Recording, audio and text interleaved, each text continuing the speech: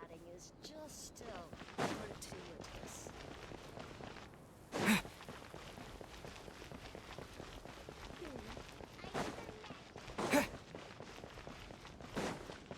No two cases are alike.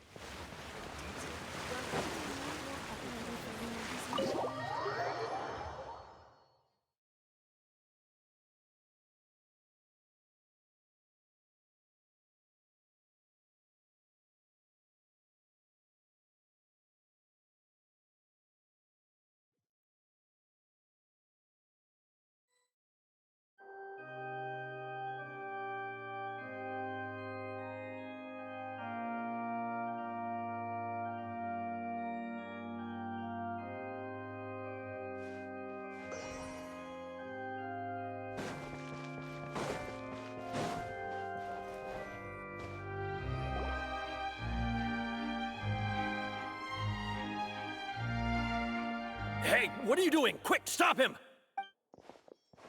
Traveler! Hey! Traveler! Marcel! What are you doing over here? Stop resisting arrest! Cease, or we'll... No, wait! I just want to ask the Traveler something. I'm not looking to run away. Please, please, just let me ask this one small thing. Go on.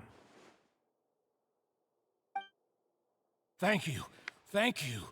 I was being led away when I finally realized something. Where did you first hear the name Vache? I erased all records of that name. So, unless... Are you still trying to prove your innocence? Give it up. You've already been convicted. Really? You did? You're sure? You met her? But how could that be? How did you manage to do it? The Fountain of Lucine? Then she's been so close to me all along. And I just never... Please, please give me a chance to talk to her again. Just let the Traveler take me to the fountain to see her one last time. This is the last request I'll ever make in my life. You can do whatever you want to me afterwards. I don't care. What? Give an inch and you want to take a mile? Do you think serial killers get to make requests like that?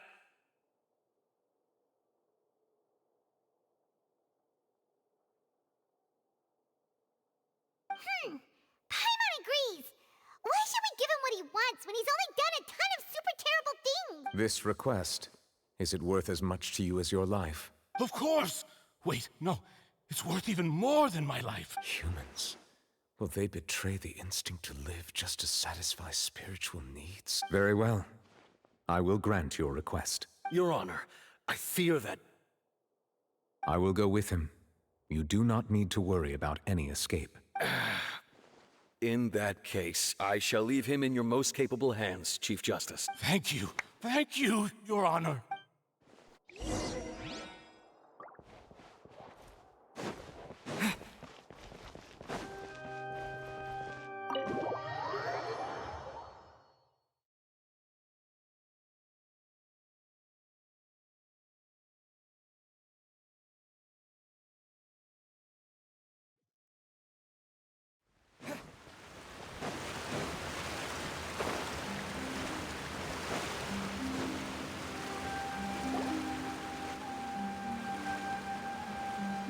Is this the place? You said she's here, but what do I need to do to see her? Yeah, and even Paimon could hear her after drinking that thing. Didn't you just drink a lot of it on the stage as well? Oh, in that case... Vache! Ah! Yes, that's it! So you heard it too! Vignier, it's me! It's me, Vache! Vache? Vache! I'm here! I'm here! Where are you, Vignier? I'm coming for you. I'm finally here for you. Hey, wait! Be careful! Hey, wait! Vignier, is that you? It's me, Vache! Vache? Why did you come? Didn't I say? You don't need to look... You look a lot older than I remember. How long has it been? It's been more than 20 years. I've suffered for over 20 years since the day you left. All this time, only the thought of bringing you back has kept me alive. Nothing else mattered to me. I must be dreaming. Who would have thought I'd get the chance to tell you all of my feelings? Vignere, you are my everything. I really don't know how I could live without you. But Vache, if you ask me, this world would be better off without you. If not for you, I would have finished my law degree and probably become a top-tier attorney one day. If not for you, I would have continued to pursue my love of the arts, and my works would have been displayed in the Palais Mermonia itself. If not for you, I would at least have been able to take care of my mother. And she would not have grown old and died alone, with nothing but the tears on her cheeks. It's all because of your selfishness, Vache. It's all because of you. You... Wait, you are not Vignere. Who are you? You're right. I am not Vignere. I am the sacrifices. Every woman who died by your hand, as our bodies dissolved, our consciousnesses flowed back to the primordial sea. Our thoughts circulated endlessly within the primordial sea, and we were no longer individuals, but we became one, just as streams of water come together in the sea. I'm Cressy. The only one I am not is Vignere. Why? But then, where is Vignere? She doesn't want to see you anymore.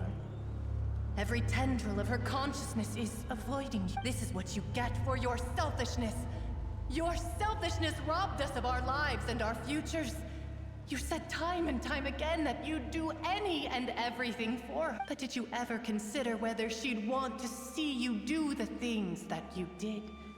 If she would despise you for what you became?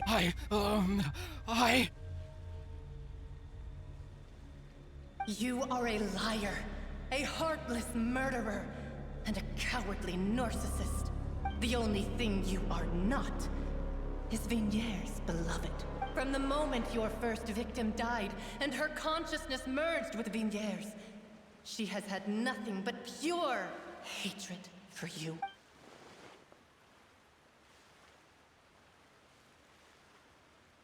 No! Vignere! She can't hate me. Let me see her. Please, have mercy. You still don't understand. When I said don't look for me, that came from the real Vignere.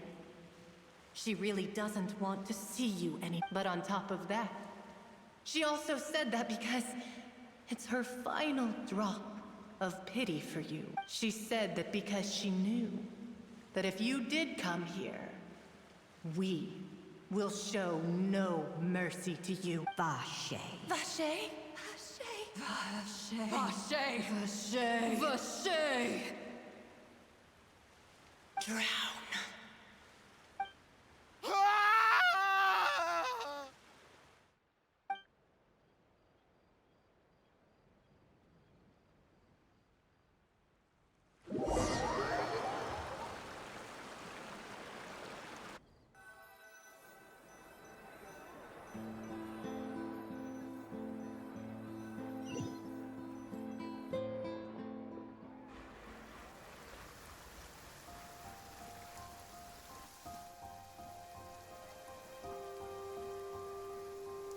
Finally, we have some time to do shopping.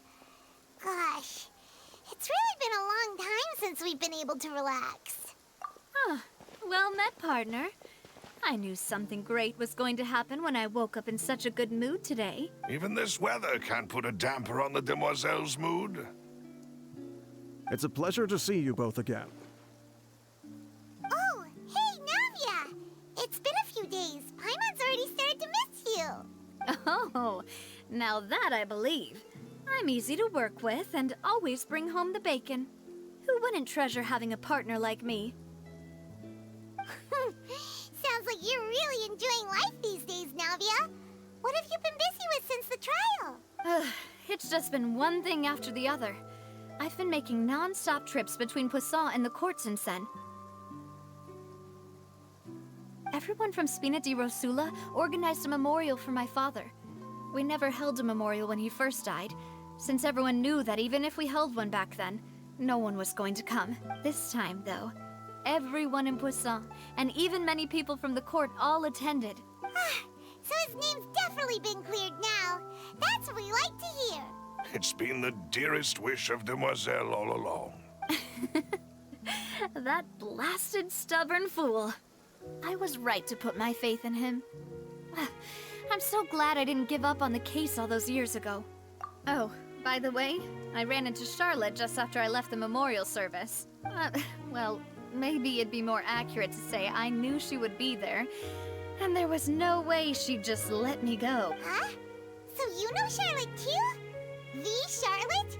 Journalist from the Steambird? Yeah, way back when I first became the president of the Spina di Rosula, she was all over me.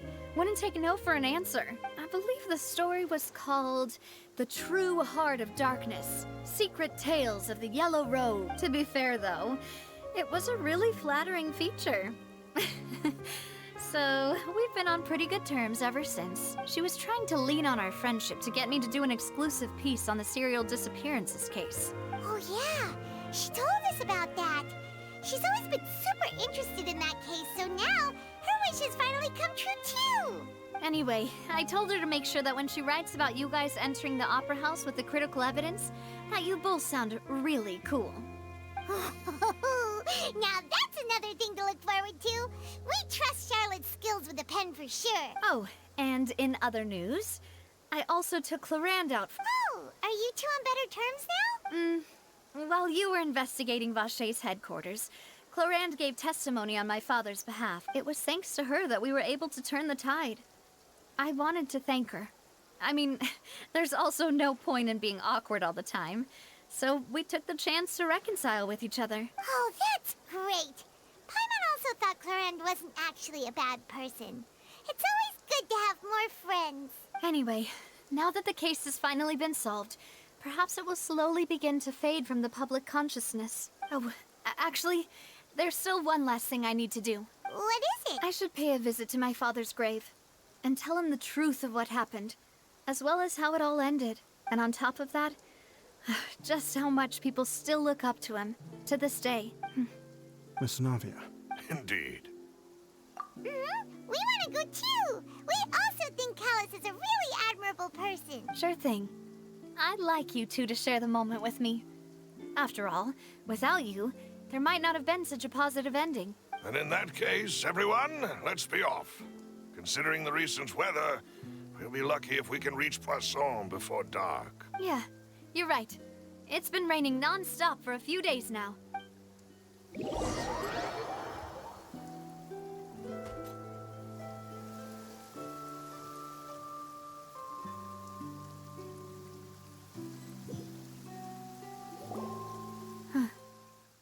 This is where my father's grave is.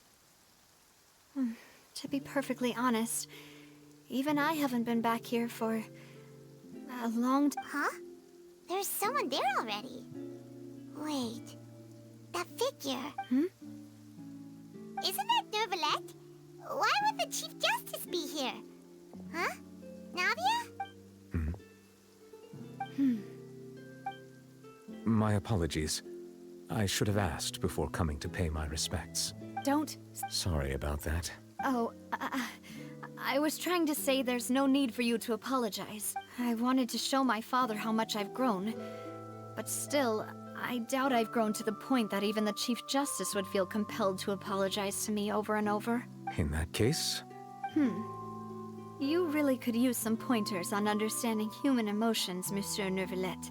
In any case, why did you come to Poisson? well, ever since that day, I've been turning a question over and over in my head. Just what is justice anyway? There was once a time when I didn't want to believe that there could be anything more important to humans than life itself. Oh, rather than that, it's probably more truthful to say I didn't believe humans were capable of resisting the most basic instinct of living things. That they could rebel against their own nature, or consider certain things to be more important than their own lives, which is also why I didn't stop your father from beginning that fateful duel. I believed that a truly innocent man would never throw away his life like that. That there was nothing, should have been nothing more important than one's own continued survival. But Mr. Callus proved me utterly and decisively wrong. If not for his sacrifice, the serial disappearances case would have remained unsolved to this day. Mr. Callus made the choice he did for his daughter, for his associates, and for many people completely unrelated to him. And in the end, from a certain perspective, one could say that he did it all for the sake of justice. A justice that's higher than life itself. So, you asked me why I came here. I just wanted to say my apologies to Mr. Callus in person. I should have noticed all of this much sooner. This regret has filled me with a sadness that has haunted me for days. That high and mighty chair in the opera Epiclese indeed insulates one from many important things. Spina di Rosula, thank you so much for your hard work and perseverance. I'm sorry for being mad at you before. So, you're actually one of those types that's cold on the outside, but pretty thoughtful on the inside, huh? That reminds me of Silver, one of my guys. Sorry about that. Self-expression is not one of my strong suits. Didn't I just say you don't need to apologize? Ah, so Navia and Neuvillette seem to have made their peace as well. Let's not disturb them for now. We can wait till after they're done.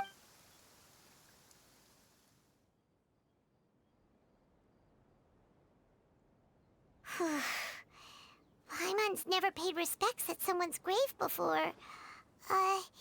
Did Paimon do anything rude there? Huh? Oh, Paimon didn't know that was a thing. But Paimon doesn't know what she would do if she can't fly. Oh no. Paimon hopes Miss Navia won't be... Anyway, Neuvillette is still standing around there. It's not often that we can catch him alone like this, so why don't we go talk to him for a bit? If we can't talk to Lady Farina, we can at least talk to him, right?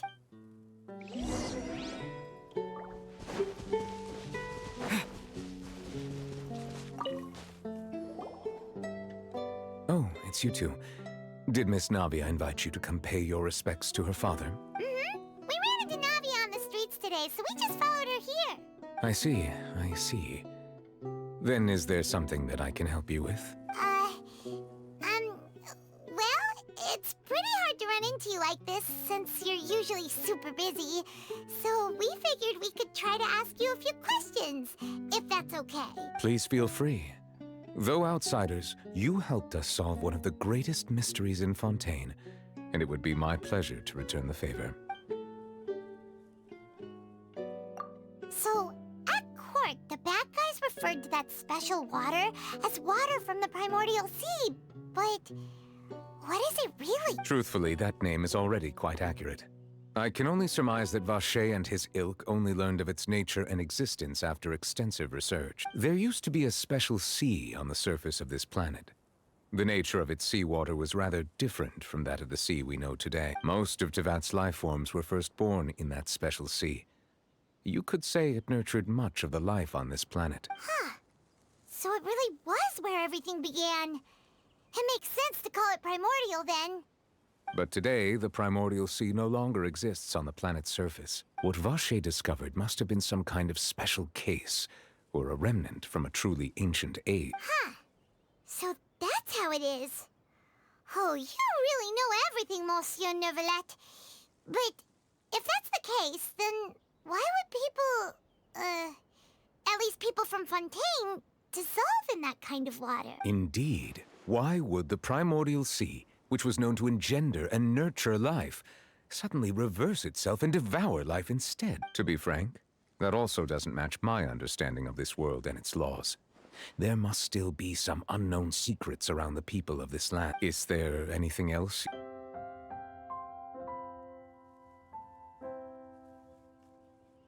That the sea levels will rise and everyone will be dissolved in water, leaving Farina crying alone on her throne, but the sins of the people will be finally washed away for good. Does that appropriately summarize the version you've heard? That's right! It was Lenny that told us back then. And that about covers all the main points.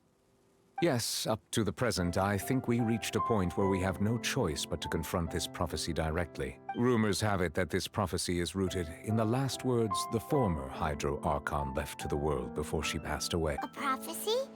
Of the former Hydro Archon? Wow. This is the first time that we've ever heard of it. Two parts of the prophecy have already proven correct. The rising sea levels and the ability of the people of Fontaine to be dissolved. We should be more vigilant and stay on the watch for further signs. Speaking of the prophecy, Farina has also always taken it quite seriously. Indeed, she has been collecting information and intelligence from across Tevat for this purpose. If the rumors were true, then perhaps this prophecy is the conundrum left to Farina by her predecessor. But with Farina being the way she is, can we really trust her to solve it? Is there anything else you'd like? My apologies. My investigation has still not reached its conclusion. However, I still believe the judgment of the Oratrice was not rendered arbitrary. But you also said you thought he was innocent. For many years, I have been quite aware that the Oratrice does not simply mechanically repeat the verdict that I give on each case. As a divinely created mechanism, the people's unified faith in the concept of justice is integrated into it. Not only can it produce the incredible power of indemnitium, but it likely also possesses other traits, such as self-awareness. Which is all to say, I have been prepared for a situation like this for a long time. Huh. So when Lenny told us that he heard a human voice from the room where the Oratrice's core is stored... I was not aware such a thing had occurred. Perhaps that could serve to prove my conjecture. I will add that to the list of items to investigate.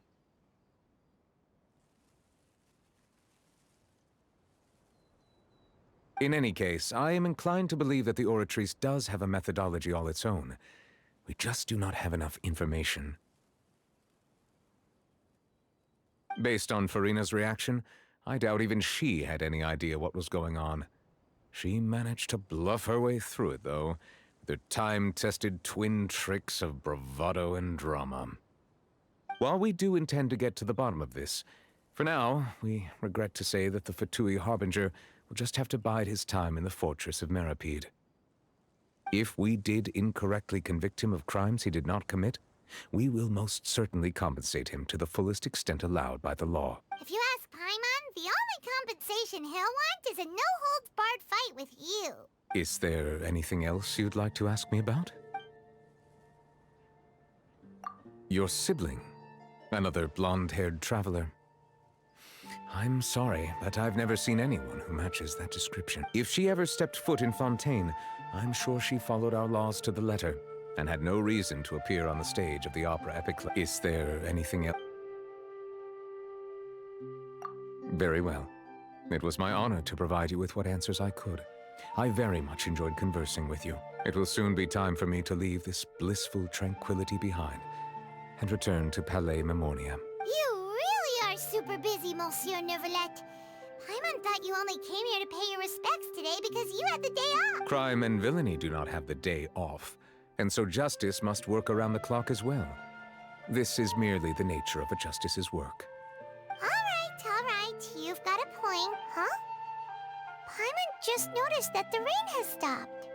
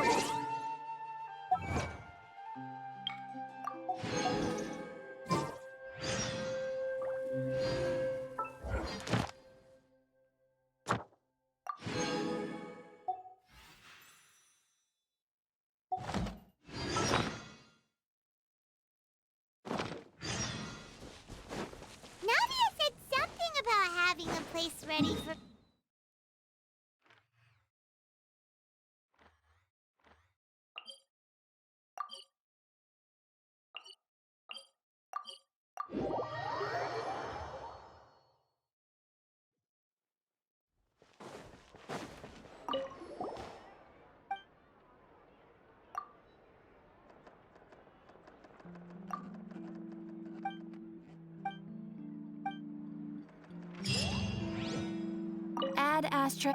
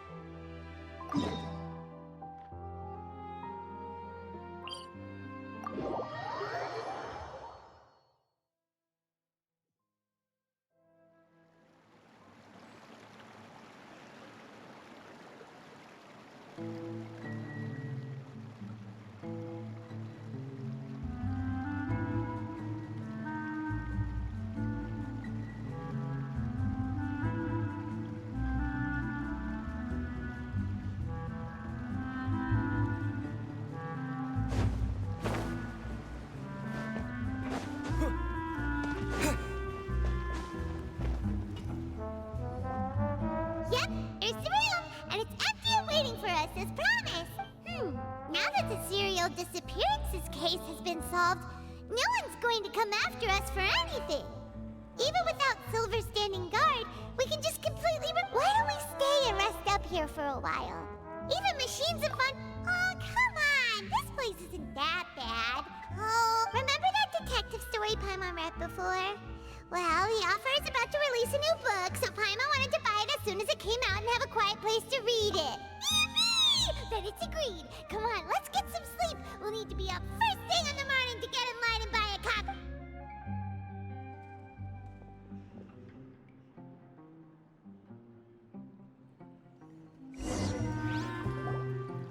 Paimon didn't expect that style at all. Even though it's... no! Paimon just spends a bit more time sleeping than you. Excuse me, but do you know if the Traveler and Paimon are lodging here? Huh? Who are you? Paimon doesn't recall seeing you before. Wait, you're not here to give us trouble, are you? A blonde traveler and a chatty little fairy. Phew, looks like I found the place. Good thing I asked the Spina di Rosula. Seems they sent me the right way. Hey, what do you mean by chatty? Paimon's always careful not to talk too much. It's an honor to meet you both. I was sent from the Palais Mermonia. Monsieur Nourilette wishes to see you. It seems he has something important to discuss in person. Nourilette? He wants to see us again already? Huh.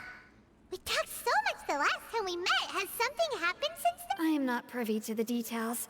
It would be best if you came to the Palais Mermonia and asked Monsieur Nourilette in person. If you say so, but Paimon has a bad feeling about this. Now that I've delivered the message, I'll take my leave. Thanks! We haven't left the room for a few days, so we'll head over once we've freshened up a bit.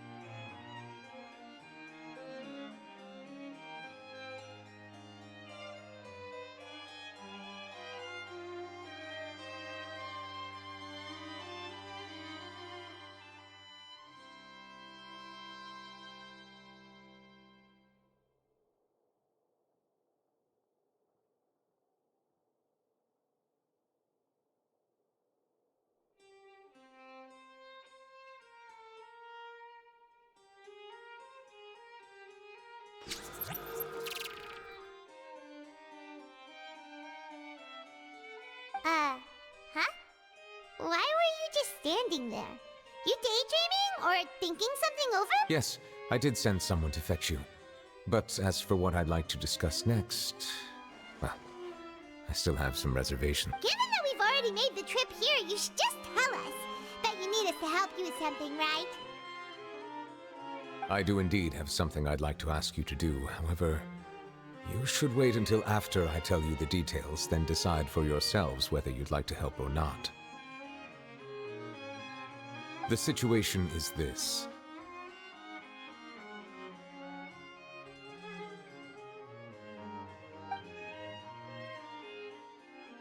If I'm understanding you correctly, the Snezhnayan Harbinger known as the Knave has essentially requested a diplomatic meeting with you, correct?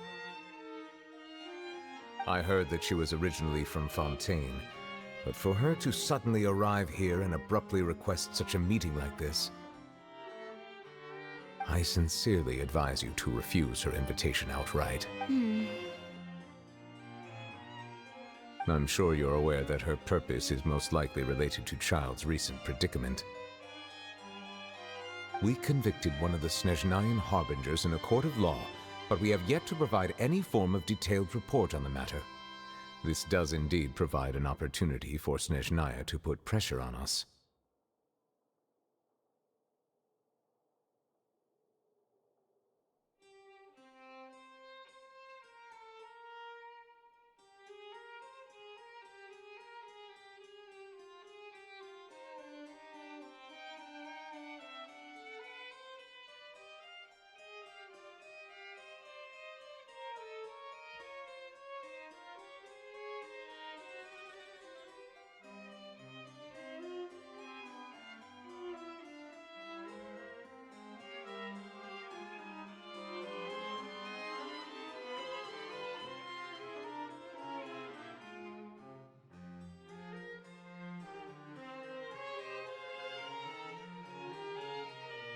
I believe we should adopt an evasive stance until we can provide a proper explanation and have a preliminary plan on how to deal with the matter. No, we shouldn't. I think we should agree to the meeting. Oh? Well, you see, we are the ones that owe an explanation. If we keep putting off the meeting, it could easily result in the problem escalating, right? It's like a fight between two friends. If they don't agree to see each other and talk in person, isn't it possible that the friendship could end entirely? Though diplomatic relations between Fontaine and Snezhnaya could be considered as friendly, it is only superficially so. You wouldn't go so far as to say that our nations are friends, as you did in your example. It was just an analogy. An analogy, okay? Moreover, even if we were to talk in person, if we don't have sufficient information prepared, it is quite possible the result wouldn't be restored relations, but a complete falling out. I don't think we should overthink those possibilities yet. Ahem. Even if the logic of the divine is not immediately apparent, its wisdom will only be revealed with time. Besides, you'll be at the meeting. If any problems do pop up, you'll have no problem navigating them. I must clarify that interacting and communicating with people outside of court is not my cup of tea. It seems you think too much of me. But more importantly, when did I agree to join the meeting with you? You mean you won't come? No, that won't do. I can't go to the meeting alone. You have to accompany me. I must take you with me. Lady Farina, could there be something else regarding this matter that is being kept from me? No, not at all. Look, I am the Hydro-Archon of Fontaine, Focalor, the god of justice who is loved and adored by many. So I only hope that justice will be served in this matter. Don't overthink it. I'll go find someone to arrange the meeting.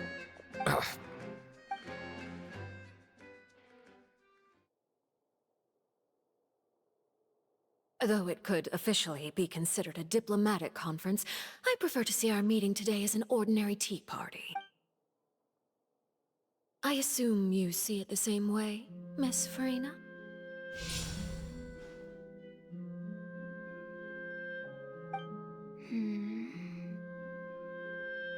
Lady Farina? Oh! yes, that's right. Just like you said, a tea party. I should thank you for providing the pastries. They look delectable. To make this tea party even more lively, I've invited someone else to join us today. It's a pleasure to meet you, Monsieur Neuvillette. I was born in Fontaine, so naturally, there's no need to introduce the nation's revered Eudex to me. Hello. The pleasure is also mine. First, I would like to thank the two of you. I'm often away on business outside of Fontaine, and I'm told that the children of the House of the Hearth have been well taken care of by you. Oh, I'm not referring to when my children, Linny and Lynette, were falsely accused by you. Please don't misunderstand. The children of the House of the Hearth are often misunderstood, perhaps due to the reputation of the Fatui. There's no getting around that. All I meant to say is that Fontaine has been stable in recent years. The people are well off and the children lead happy, fulfilled. That is something truly worth cherishing, and no one wishes to disrupt such peace. Now then, you have come regarding the matter of child, correct? Well, yes. It appears the ever-busy Eudex Neuvillette doesn't wish to waste time with diplomatic pleasantries, and hopes that we can get straight to the point of our talk. Yes, as you surmised, understanding child's situation is indeed one of the goals of this trip. As we are both diplomats from Snezhnaya, as well as Fatui harbingers, Child and I have always been colleagues. Were anything to happen in Fontaine, each of us would serve as the other's attorney to resolve the issue. So now, in my capacity as his attorney, I request that Child be turned over to Snezhnaya. We have a responsibility to cooperate with Fontaine and resolve what has happened to him together. The rules governing attorneys only apply before a trial has concluded. Since a verdict has already been rendered, we see the case as settled. I apologize for being unable to grant your request. An outright refusal. Very well. I respect all the rules of Fontaine's courts, just as I respect you as Chief Justice. Okay, why don't we back up a step? You don't need to transfer Child to us. I only request to enter the Fortress of Meripede to see Child and confirm his condition. It's not like you couldn't even manage to fulfill a simple request like that. Right, Miss Farina? About that. The Fortress of Meripede has always been completely autonomous. Even we have no authority to interfere there, and diplomatic issues do not suffice as an excuse. However, if you absolutely must confirm the situation of the Harbinger, I have a proposal. The knave showed up already? Well, Linny did say that Father will be returning soon. We didn't even know that Linny was from the House of the Hearth at the time, so we kinda overlooked that information. Yes, thank you for your kind advice. I'm well aware of the situation. I also noticed that Lady Farina acts a little odd and unnatural whenever I bring up matters related to the knave. Could the knave be threatening Lady Farina or something? If that were the case, then why wouldn't Lady Farina inform me? And what means could the knave possibly have to twist the arm of an Archon? So maybe that's not very likely. Even though Farina can act a little weird at times, she's still an Archon. In reality, this problem is even more thorny than it appears. According to reports from the Fortress of Meripede, Child recently disappeared under mysterious circumstances. The details are still unclear. We cannot rule out an escape, but there have also been no reports of him outside of the Fortress of Meripede. Special guards oversee the fortress, and its internal systems are extensive. Combined with the special characteristics of the surrounding terrain, an escape should not be possible. I suspect that there's something else behind Child's disappearance. I was only willing to share this information with you because you are friends of Child, and it is my duty to see justice done. So this is what you wanted to see us about before. Yes. I would like you to go to the Fortress of Meropide and investigate Child's disappearance. This was my proposal during our meeting with the Knave. Rather than allowing her to intervene, I offered to send someone to find out about Child's situation and report back to her in detail. The Knave did not seem satisfied by my proposal, but she still agreed to go along with it for the time being. Her words were, "We will talk more once we have that report." So that means we bought ourselves some time. Firstly, you're already acquainted with Child. Your eyes may discern relevant details there that others would miss. And secondly, is the consideration of the unique nature of the Fortress of Meropide. Isn't it just Fontaine's prison? I would not define it so crudely. The Fortress of Meropide is not affiliated with the court system of Fontaine on paper. It has always existed as an autonomous entity. Early in Fontaine's history, criminals were punished with exile, not imprisonment. Even today, sentences against convicted criminals still include exile, just as before. The Fortress of Meropide may seem like a prison, but it should in fact be regarded as a gathering place for exile. All we do is dispatch guards to keep watch and help maintain security, but we have no right to get involved with any other matter. Although I do have a personal relationship with the administrator there, neither myself nor the courts have the right to be directly involved with the investigation, no matter how serious the grounds. Oh, Paimon gets it now. That's why you need us to conduct our own investigation as a third party, right? Correct. I will arrange false charges against you so that you may secretly investigate inside the fortress during your detention. This will save us a lot of unnecessary trouble. So, are you two willing to accept my proposal? Yeah, no matter how you look at it, it seems we're the best choice. Alright, we hereby accept this difficult task. Reluctantly. You two have my sincere thanks. This matter is of critical importance to Fontaine's current situation. Also, I hope that both of you can keep this operation a secret. We will rendezvous at the Fortress of Meropide's entrance on Erinius once you've prepared yourselves. I will arrange for someone to take you inside. Prepared ourselves? Is there something we need to prepare? Perhaps you could enjoy a good meal and have a nice bath. I'm afraid that living conditions inside the fortress are nothing like those on the outside. Oh, right! Even though we'll be there on trumped-up charges, we'll be in prison for real. On second thought, is it too late to back out? Please do not worry. Since you are sacrificing both your time and quality of life for the sake of delivering this report, you will be compensated according to the highest standards permitted to legal staff, regardless of the outcome. Now that's more like it. Come on, traveler, let's go eat the best meal we can find. We'll eat so much that we won't need to eat another meal for a whole month. Your treat. Are you leaving now? In that case, please take this cake as a token of my personal gratitude.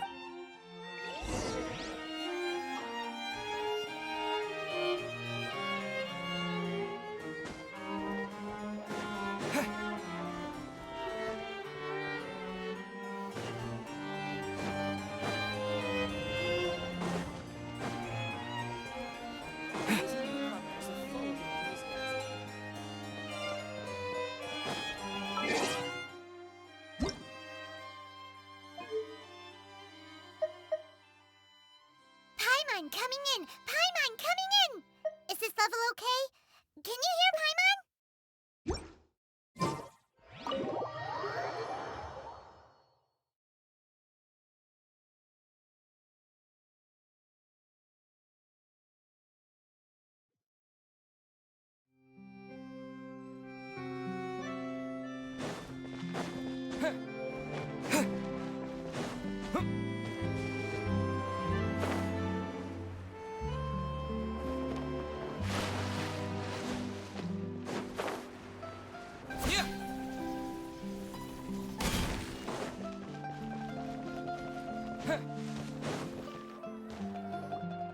Paimon will have that, and that. Oh, and one of those too. No, Fontaine, thank you. That cake was pretty good. But as soon as Paimon remembered that we were about to go to prison, Paimon's stomach suddenly became completely empty. Now that Paimon thinks about it, we've always been super careful ever since we arrived in Fontaine. Just to avoid breaking any strange laws here. But Here we are, about to willingly send ourselves off to the Fortress of Meropide. Maybe this is what they call fate. Let's just try our best to investigate everything quickly once we get there. Paimon doesn't want to stay in prison too long. Oh, what is that I hear? Is it the taste of a breaking story? Hey! You can't hear a taste! And what are you doing here? Oh, don't remind me. I invited an eyewitness to a case to eat here, and I was planning to get some great material out of him. But he didn't even show up. Calm down, calm down. This is nothing new. As a journalist, you should be used to this by now. And as long as you can score some juicy tidbits from the Traveler, you might still be able to recover the cost of the meal. You know we can still hear you, Charlotte. Never mind. It's nothing. I just heard you mention the Fortress of Meropide. You didn't commit a crime, did you? Please tell me all about it. No way! We would never! We're just,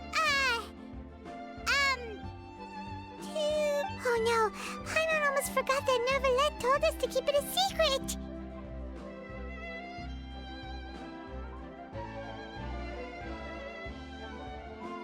Huh? You're being arrested for... Oh. But now that I think about it, I suppose that's not completely unreasonable. That's pretty despicable.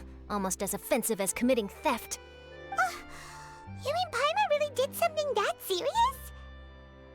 Sorry. Well, in that case, it's nothing particularly newsworthy after all. Oh, how disappointing. All right, there's still a chance. Since you're going to be at the Fortress of Meropide, would you be willing to help me gather some material for a story? About that, Paimon doesn't think we'll have any time. Oh, it's nothing difficult. All you have to do is think of a way to get some time face-to-face with the warden of the fortress. He was awarded the honorary title of Duke in Fontaine. Sounds really cool, huh? Only those who have made significant contributions to the nation have been conferred this title. It's incredibly rare. On top of that, the Fortress of Meropide has never been under the jurisdiction of the courts. Practically nobody, including journalists like me, knows anything about the person in charge there. Oh, if I could write an exclusive article about him, I bet it would sell a boatload of papers. You make it sound... Of course. I wouldn't ask you to do it for free. So this meal is on me. All right, you got a deal. We'll do anything you want. Then it's settled. The food should be here any second, right? Huh? Wait, just how much did you order?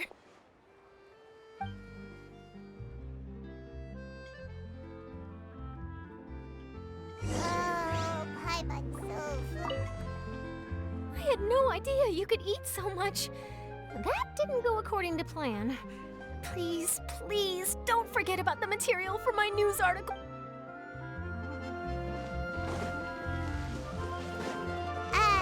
Wait. Paimon just said something really ominous, didn't she?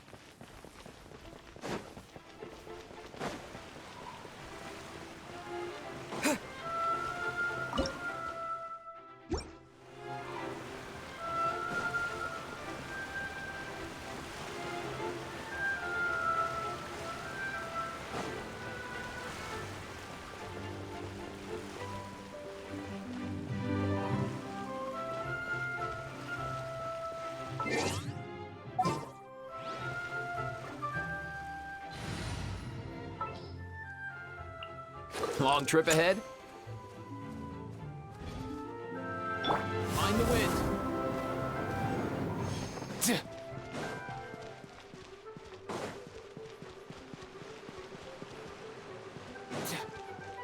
Hip. Yeah.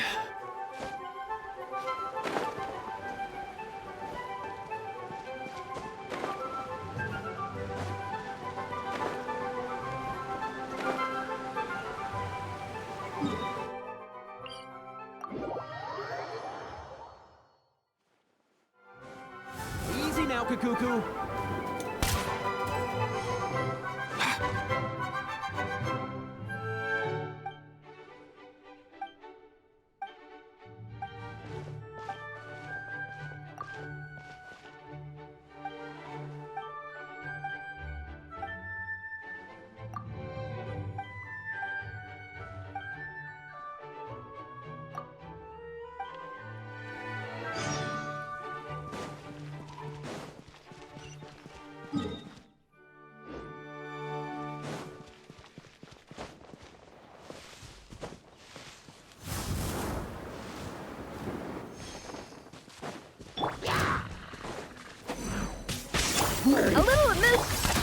here, you little rascal! Coming at ya! Hey there! Bellowing thunder!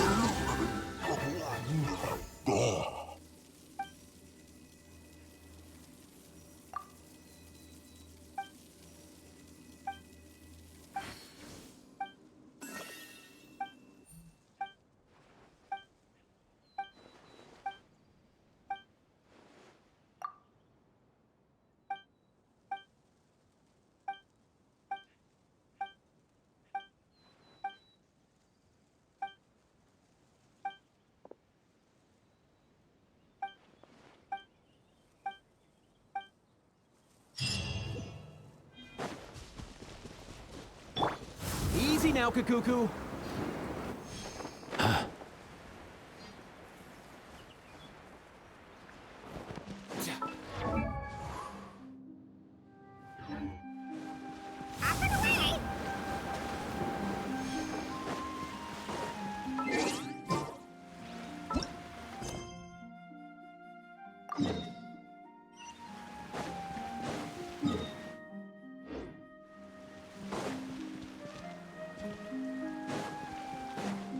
All time, bro!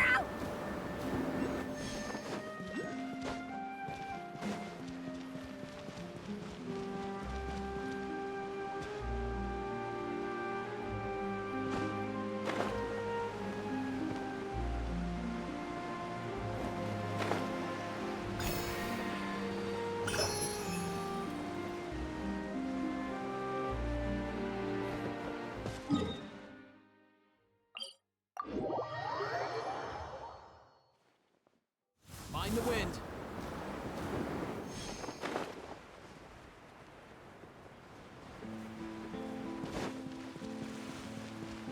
Off and away!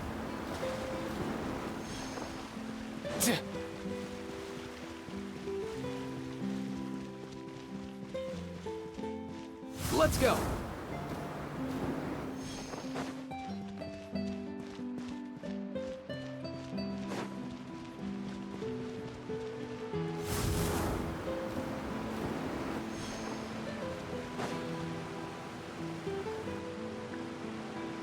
All right, Neverland, we're ready.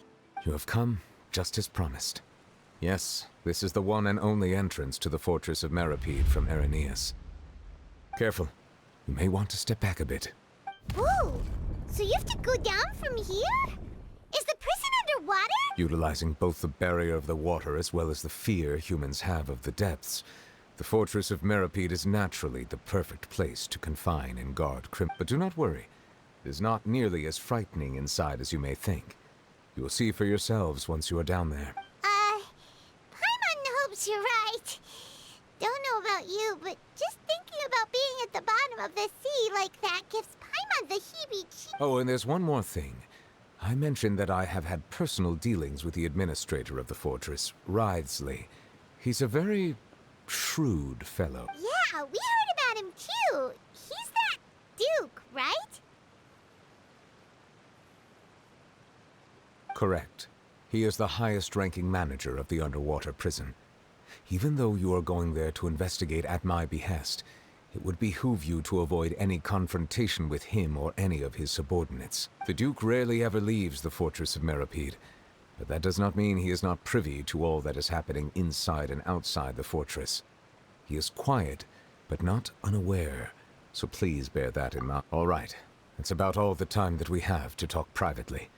I'm counting on you two. Don't worry, we won't let— Good. I'm here, Monsieur Nervalet. These two are the newest convicts, I presume? Don't worry, they won't escape on my watch. Like we would try. Please follow me, you two. I'll process your paperwork for entering the fortress of Meripede.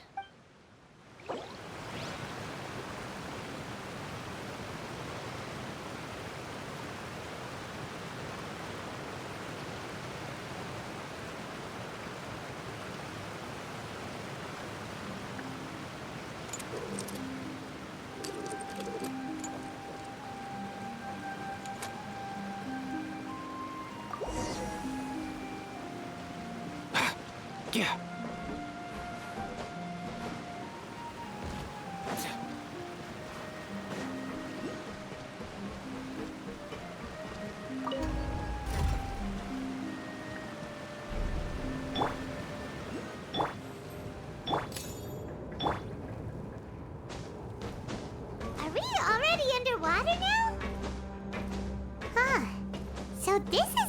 feels like to be a criminal in Fontaine. You two seem to be taking this pretty well. It's rare to see convicts in such a good mood.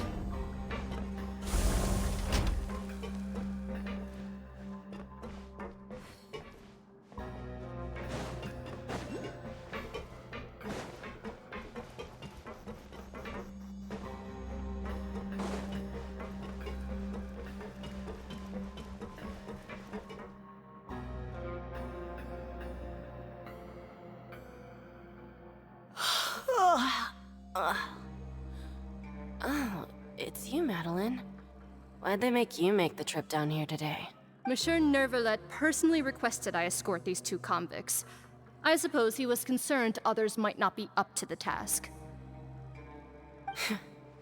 Well now, aren't you the lucky one? Must be nice to be on good terms with the big shots like the Chief Justice. The only people I get to see every day are the new inmates. Well, have you tried service with a smile? Who knows, it might help your professional reputation. Yeah, right. As if. Every criminal comes through here looking miserable. How can I smile with such a toxic work environment? And even if I did smile at them, the convicts would probably just think that I'm some freak getting some kind of twisted enjoyment from their pain. Oh, she's got... Well, I've finished transferring you. You two will register here, and Marette will guide you through the remaining procedures. Yep, I'll take it from here. You head on back to that bright and sunny world above. Okay, let me see. That would be it! Let me confirm your charges and sentence. Let's see. You two are charged with eating a cake specially prepared for the Archon by a Snezhnayan envoy without the Archon's permission, thereby incapacitating the political center of Fontaine for a brief period. Sentence: 45 days? Huh? Wait, you mean the cake that Nervalet gave us was... Just looking at the charges, it seems you two are capable of causing some serious trouble. And considering how fond Lady Furina is of sweets, this crime is tantamount to trying to assassinate the Hydro Archon herself. Now I've seen everything. Anyway, we still need to finish processing you before you can enter the Fortress of Meripede. Please stand in front of the board over there. I'll take your mugshots with my camera. Oh, all right. But be sure to catch Paimon's good side.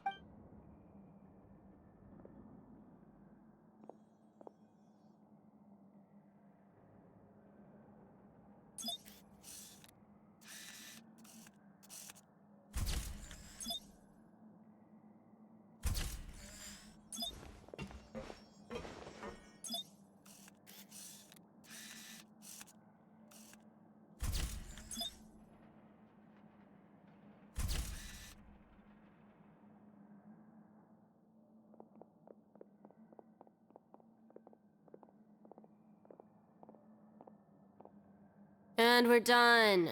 Thank you for your cooperation. Next, someone will be along. Huh? Rebirth? You two are the new inmates, right? Follow me. Oh, okay. Paimon is Paimon, and this is the Traveler. Save it. Not like I'll remember your names. Move it.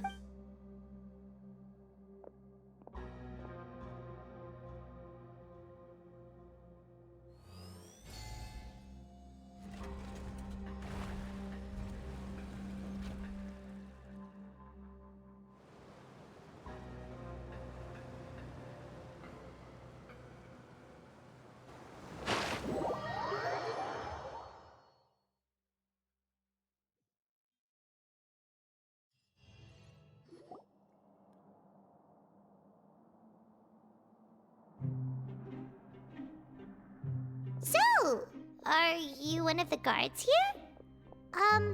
Is there anything we should be careful of while we're here?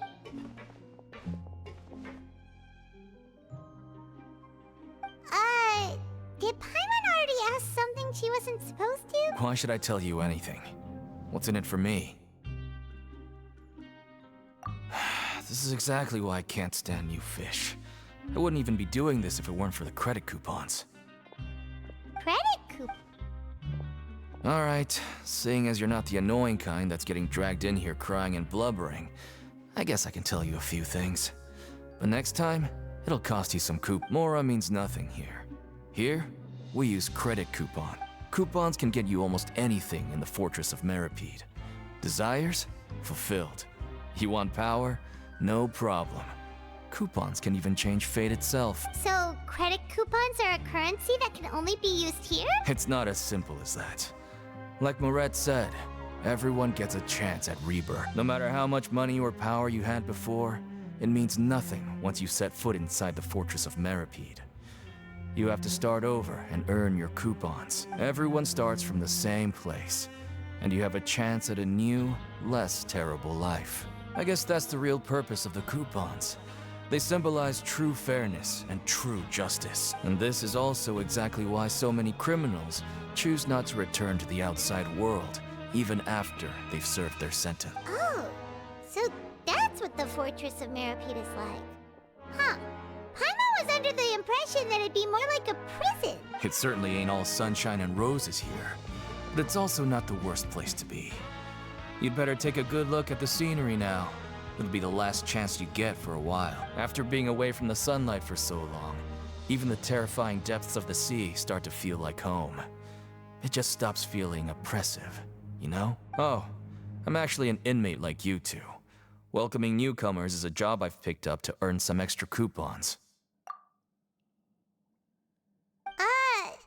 Why aren't you answering us again? I've told you enough for free. Any more info is gonna cost you. So all you care about is Almost there. It's down through here. Your turn to give it a try.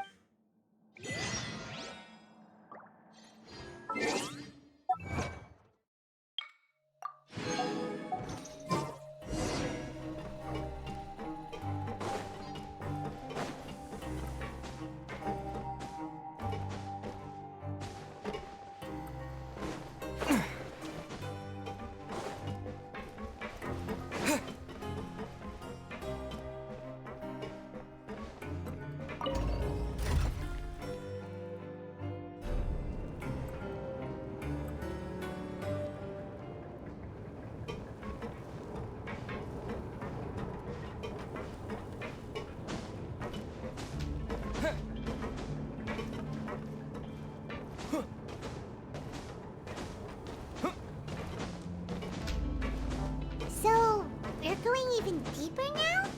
Just how deep down are we? It's like a metaphor for your previous life, isn't it? Our lives weren't that bad.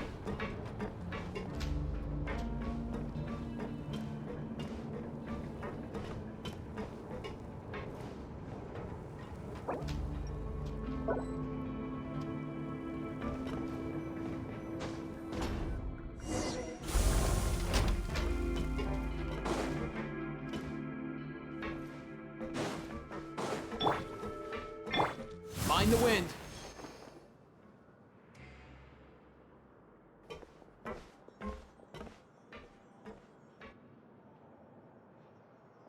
So this is the actual entrance to the Fortress of Meripede? Huh. It looks like there are other new arrivals, too. Oh, they sure don't look happy. Maybe we look too relaxed for fresh convicts. Oh, right. We're on someone else's territory now. We need to think of a good way to act like if we're discovered, even Neuvillette might not be able to rescue us. Hey! Don't scare Paimon! Look, I don't really know you, and I have no idea what kind of crime you committed, but you wouldn't have happened to anger someone important, did you? Someone important? Paimon doesn't think so. Now's not the time to worry about that. Anyway, it's over there, so you just go on over there by yourselves. I've done my job, so good luck. What was that all about? Wait a second. Are there usually so many garter mechs around here? They're already onto us? Prisoners numbers 7459 and 7560. Welcome. Oh, no need to be anxious. These Gardamex aren't here to attack you. In fact, they're here as your honor guard. When I heard that you were friends of Monsieur Neuvillette, I had the Gardamex come and wait in formation. Wait, you know about our connection with Neuvillette? The seafloor isn't as cut off from the world as you might imagine. However, I'm afraid that I know nothing more than that you are friends of the UDEC. And as you can see, committing a crime means being sentenced here, even if you're friends with the Chief Justice. Quite fair. The Duke! Greetings, Your Grace. Lovely weather today, isn't it? Oh, greetings, my good fellow. Well, I'm willing to imagine that the weather is as good outside the sea as you say it is. How great it would have been if only the Fortress of Meripede had been built on the coast, huh? It would have been so convenient to enjoy a nice chat in the sunshine. My profuse apologies. I just got so nervous when I saw you, So this is the Duke. He sure looks a lot younger than Paimon and Matt. The Traveler and Paimon, correct? Mr. Deacon here was responsible for your welcome. I trust you were satisfied with his guidance?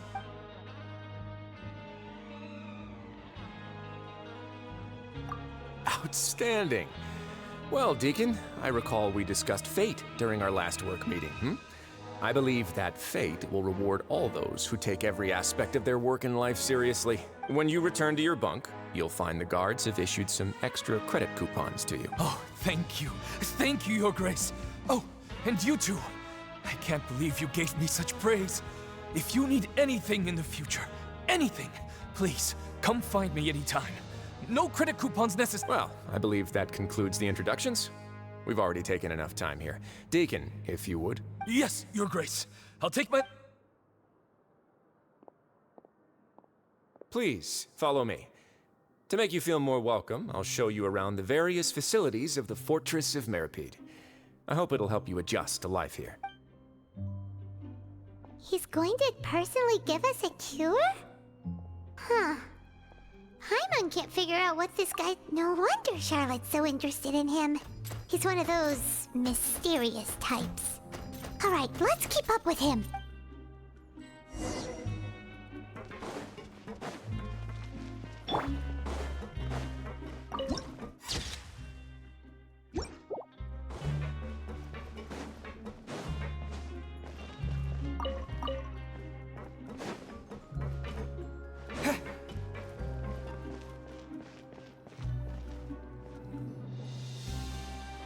There's no need to be so reserved. The label of criminal is nothing but one of many identities. And being criminally inclined here at the Fortress is just one of many ways to... Is it really okay for the Warden to think like that? We're real criminals, you know. What if we're too difficult to hit? Well, then maybe you'll be able to carve out a name and a place for yourselves in this underwater world, But before you go in swinging, please remember that in the Fortress of Meripede, it's better to not cause trouble for yourself or for the guards. Now, we've arrived at a very important place, the Coupon Cafeteria. You can come here and claim one welfare meal each day. Welfare meal? You mean it doesn't cost anything? That's right. Criminals are essential to Fortress operations, so we must guarantee that they at least have the basic means to survive. But that's not how it was. Back in the day, it cost you credit coupons just to get a cup of water. For fish like you who just arrived with nothing, you'd have to go to work hungry until you earned enough coupons to eat. It was only after His Grace became the administrator that we got the free meal rule. Now everyone gets a square meal every day, even no-good slackers who've never picked up a wrench in their whole lives. Nobody starves to death here. In the Fortress of Meripede, credit coupons are the only currency, and everything must be purchased. In some sense, you could say using the coupons is a form of trade. But trade is always conducted by people. So if we want trade here to prosper, we need everyone to work hard and live their lives. If nobody could even afford a meal, then the whole fortress would be up in arms. And that would only make things more difficult for me. So, rather than saying that we're giving everyone a free meal here, you should say that everyone's hard work has improved the living conditions in the fortress. Your Grace's reasoning is correct, but what I said is also true. Whatever the case, hard work is rewarded here. You'd be hard-pressed to find anywhere else as fair and reasonable. Right! Paimon sees your point. By that logic, this place doesn't seem so bad. Oh, wait, no. We shouldn't drop our guard so quickly. But it seems the inmates really respect the Duke because of his attitude, right? We should still try to verify the truth with our own eyes. Let's continue this way.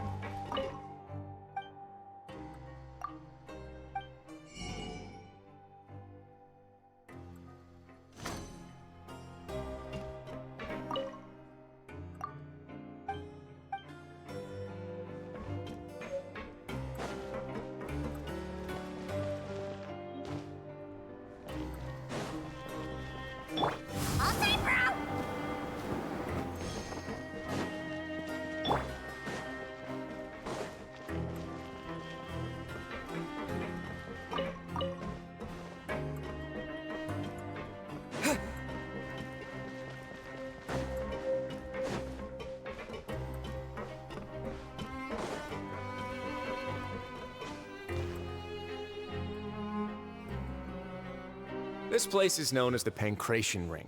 Sometimes we have criminals who have more energy than they know what to do with. Their daily work alone isn't enough of an outlet for them. So, instead of leaving them to their own devices, we've provided them with this dedicated venue. This way, nobody will get involved unless they want to be. Pancration matches? And you can earn extra coupons? Oh, what do you think, Traveler? Interested? But I must warn you that your sentence will be extended if you fail to restrain yourself and end up seriously injuring or killing your opponent. So, did you? No, actually. I just granted approval for the organizer to use this area to build the ring, and I collect a portion of the proceeds in return. Of course, the fees are also quite useful. Oh.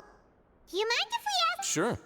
Ensuring personal safety, maintaining the arena, and resolving any conflicts that arise. Why? Are you interested in how to manage a pancration ring? Oh, no. Paimon was just wondering if that's how you paid for everyone's welfare meal. A reasonable guess. I see you have a talent for entrepreneurship. Oh, you hear that? Paimon has a talent! So we can start a business here? That is something you can discuss between yourselves later. Let's move on for now.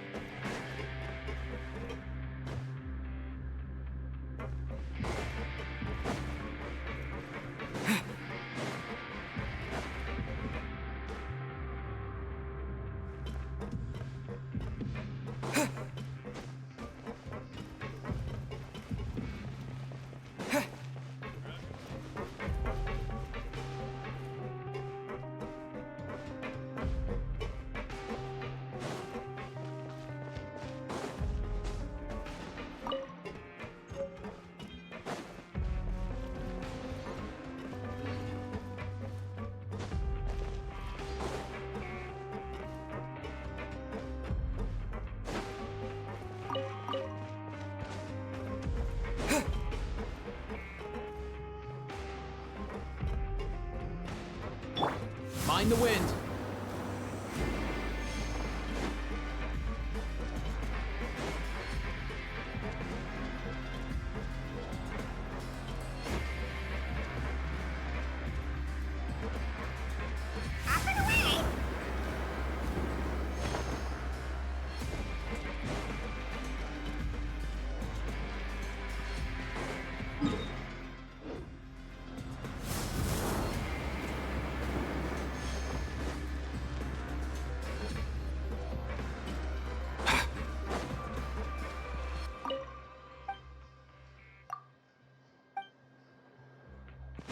Mind the wind.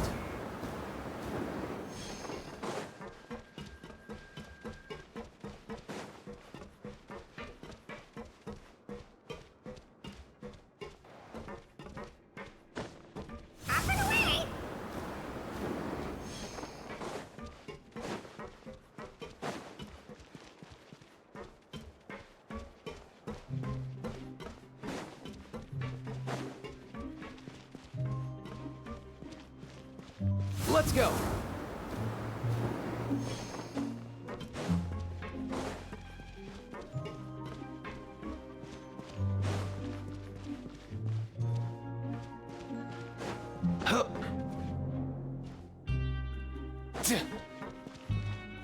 Fontaine, bro!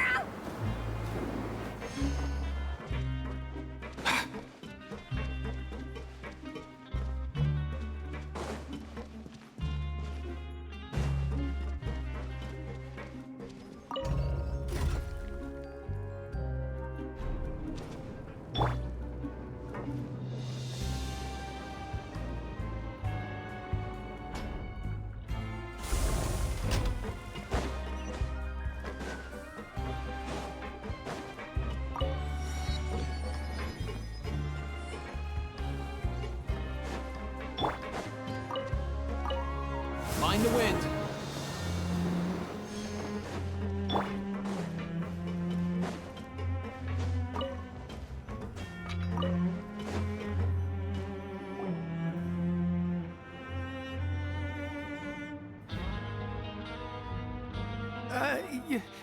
Your Grace. Good morning. I mean, good afternoon. No, wait, what time is it again?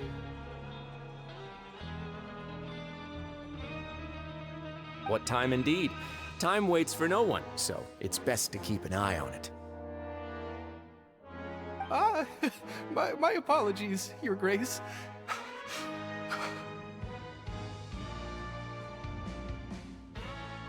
Jeez, that guy's so nervous he almost forgot to breathe. Sorry, forgive my manners.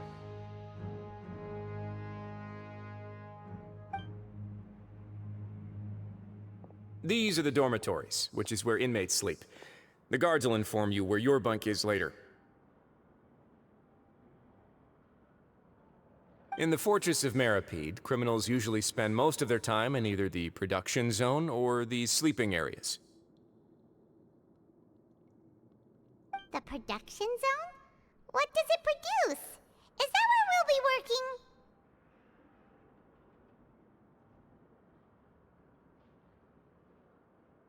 Not necessarily. Though working in the production zone is the most reliable way to earn credit coupons, if you have other skills, you can skip your shifts to earn them in other ways. Wow. Wait, you're the manager of this place, and you're just telling us to our faces that it's okay to skip work? The fact that the Fortress of Meripede has continued operating completely autonomously is proof enough that most people are willing to work honestly and earn a stable income. As for what we produce, many of the clockwork machines seen all over Fontaine originate from our workshop. Therefore, the Fortress of Meripede is not only a place where criminals serve their sentences, but also a giant machine factory. There's no need for me to get into specifics about the production process now. You'll experience it all firsthand when you report for work tomorrow.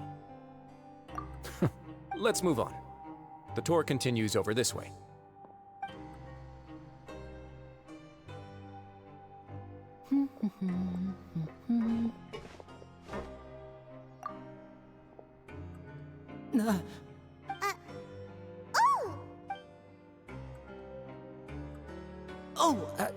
You really scared me there. I didn't expect to see you here, Your Grace. I thought maybe I was so tired from work that I was starting to see things. The only thing you should be seeing is the work in front of you. Stay focused and keep up the pace. Oh? It's nothing. Paimon's just worried about how hard we'll have to work tomorrow.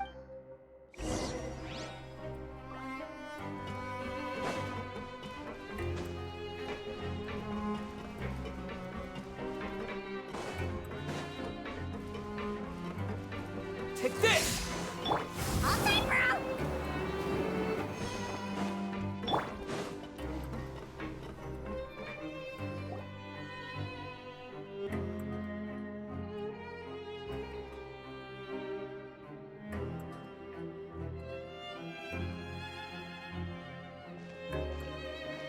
Your Grace? What are you doing in the infirmary at a time like this? Oh no, you didn't injure yourself, did you? Not yet, unfortunately for you. But thank you for your concern, Siegeween. Then you must be here for those two. Allow me to introduce you. This is the infirmary, and Sigewinne here is the Fortress of Merapede's head nurse. Hello, new faces. They call me the head nurse, but I actually handle all the nurse-related work all by myself down here. Since you seem to have some rare downtime with no patients, perhaps you could find the time to join us for dinner? Oh, then these two must be some important convicts. Sure, I'll join the welcome party. Thank you. Your presence will be the pièce de résistance for today's tour. Oh, so the tour part is over now? I believe I've already covered the primary aspects of life here in the fortress. As for your work, there'll be someone else to guide you through the details. Is there anything else? I seldom conduct tours, so why don't you just ask if you have any questions? Well, this is our first time here. Paimon's not sure what to ask. Then let's head back to the coupon cafeteria. Maybe a meal will help you think up some questions. You should at least try to be excited. Our free meals are actually pretty good here.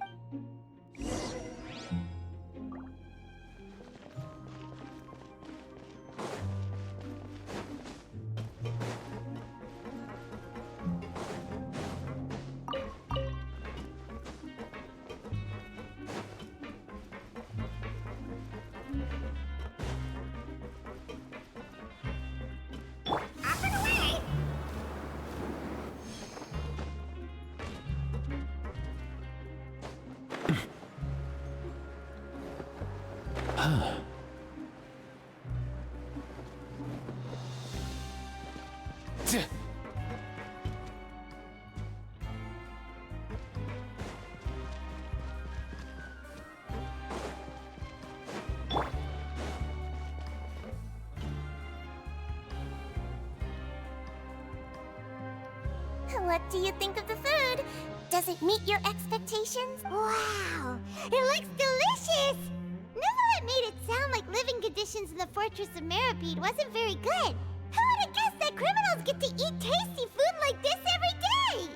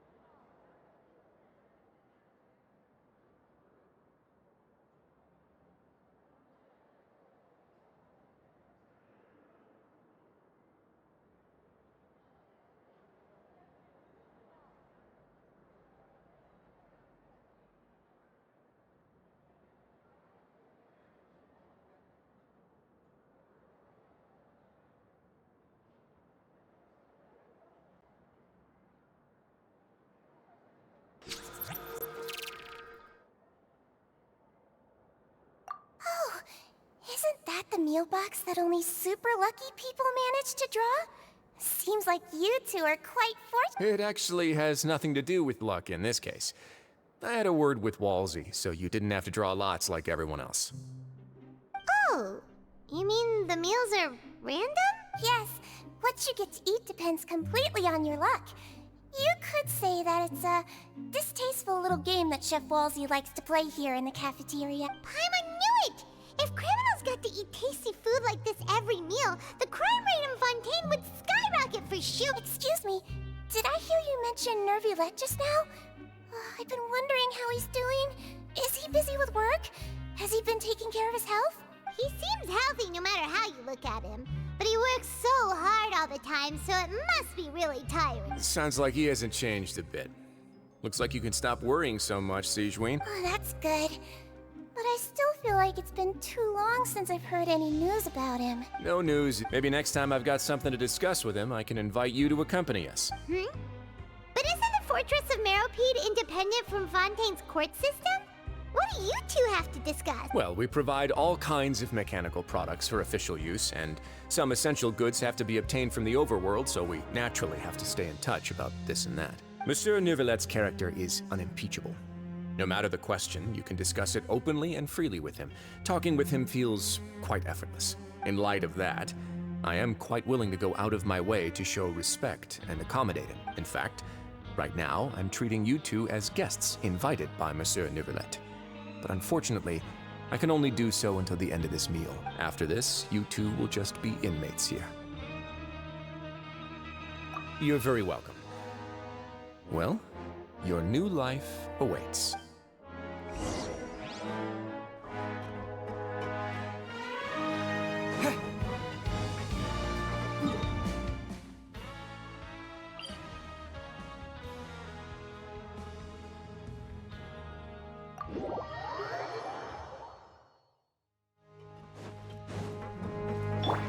Easy now, Kakuku.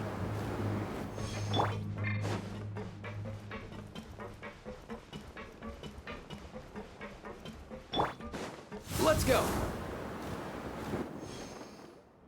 The Traveler and Paimon, right? Listen up. As new inmates, the only thing you need to worry about is what to do and when to do it. Don't make any extra trouble for yourself. Your bunks are right over there. Follow me.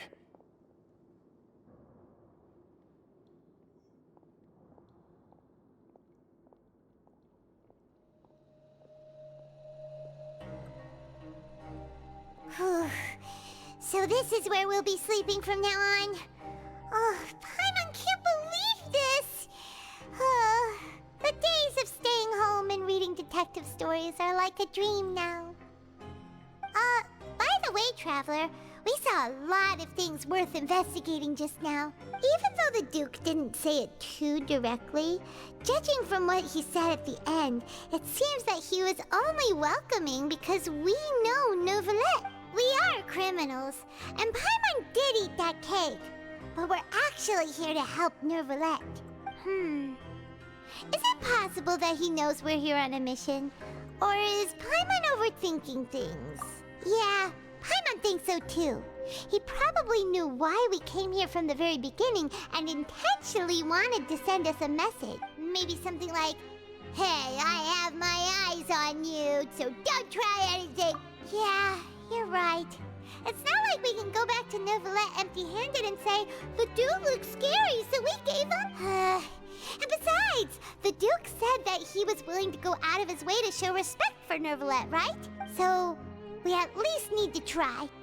But Paimon hasn't gotten a clue where we should start our investigation. You mean... Yeah, that's what Paimon was thinking too. Paimon almost spilled the beans when we ran into him. Fortunately, based on his attitude, it looks like the Duke sees Linny as just another inmate. We worked so hard to help clear Linny and Lynette's names, and yet we turn around and bam! He's in prison anyway! Oh, right! Linny and Lynette are from the House of the Hearth. They work for the Knave, so they could be here to investigate too! Huh? Oh, it's a card! Paimon didn't notice it earlier. It looks like a magician's prop. Lenny must have left it here. He's in prison and still doing his little tricks, huh? Let Paimon have a... It was nice to bump into you again. Let's catch up in the production zone tomorrow. What in the world? It's written like he's greeting a buddy on the street. Paimon thought he'd write something important. If you say so, we can ask him what...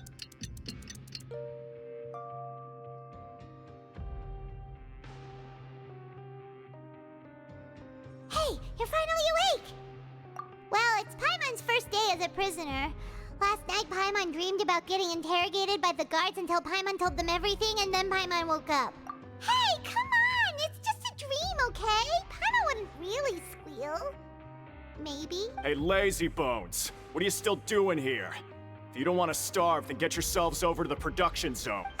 Sorry! We're going right away!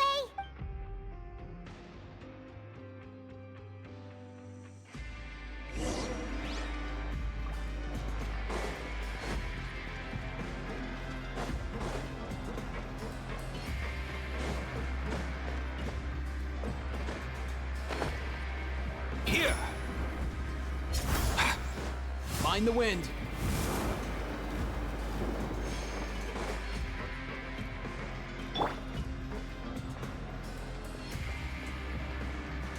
Let's go!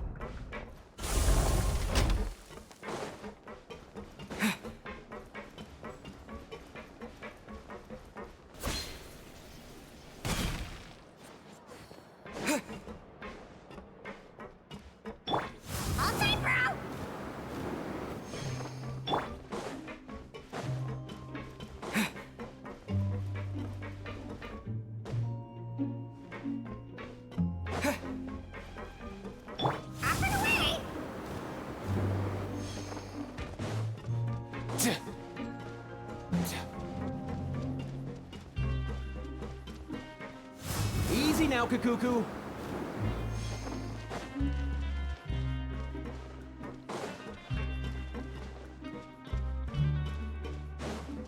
Mind the wind.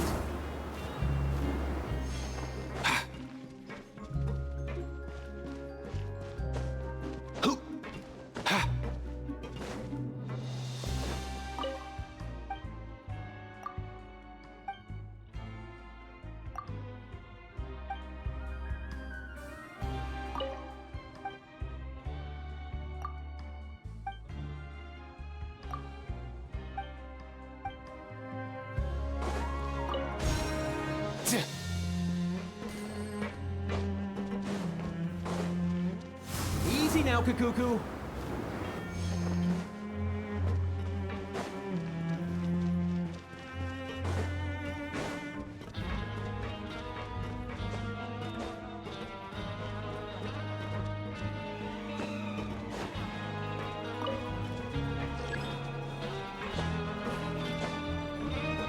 Yeah.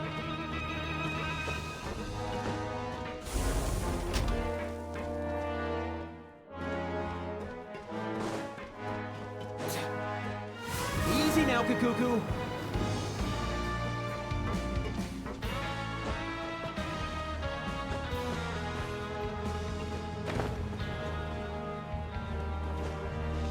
All time, bro!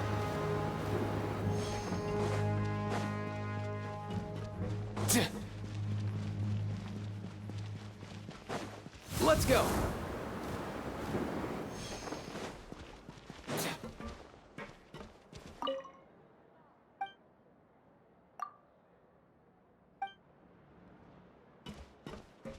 Mind the wind.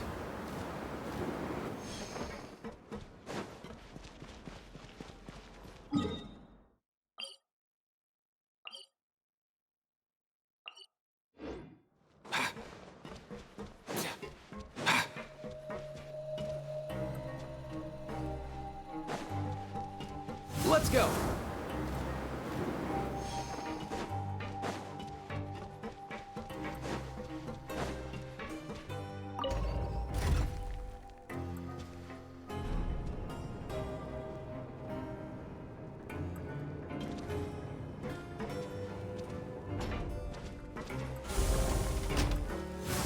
Easy now, Kakuku.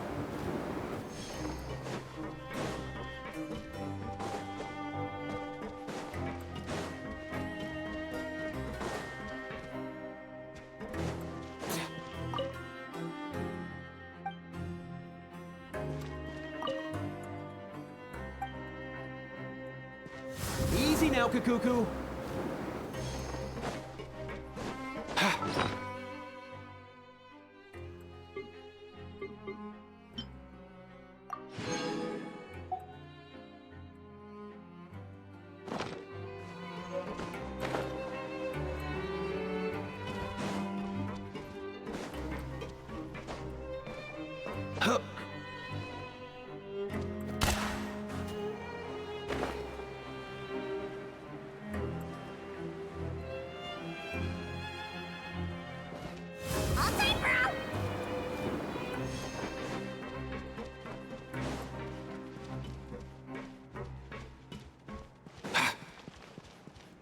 Mind the wind.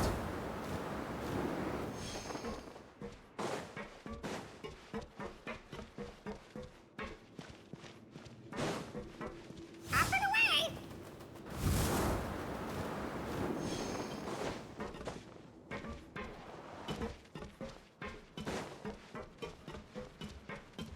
Mind the wind.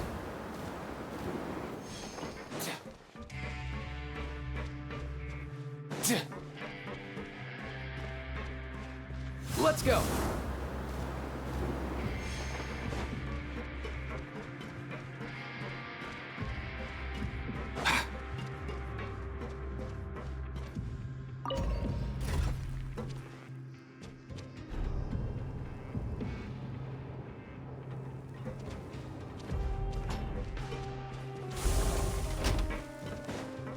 Mind the wind.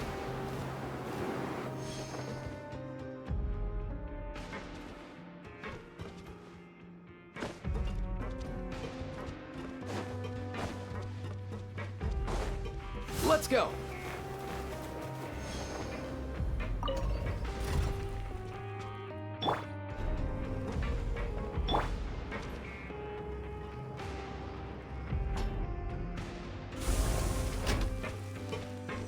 All time, bro!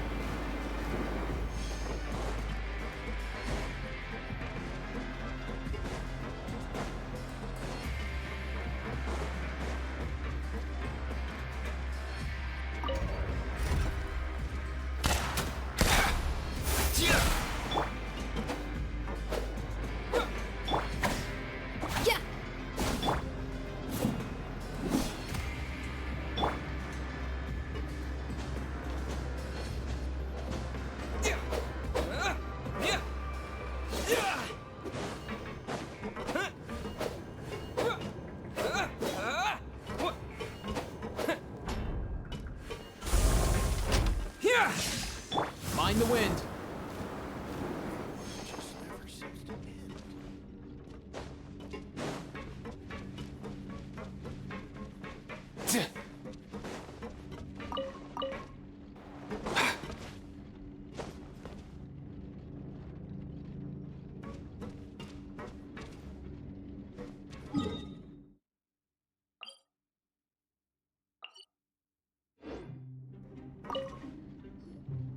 Ah, you must be the catch of the day. Looks like you've got some luck getting assigned this space. Yep, we just arrived yesterday. Don't interrupt me when I'm speaking. Yes, sir. Listen carefully to my instructions. I don't want any mishaps. Every machine here is worth more than the both of you. Working around these machines can be very dangerous. Do your job well, and you can eat in the cafeteria after your shift. Get sloppy, and you dine in the infirmary. Anyway, the Fortress of Meripede doesn't want to lose a single one of its machines. And it also doesn't want to waste the production potential of any inmate. You got that? Got it.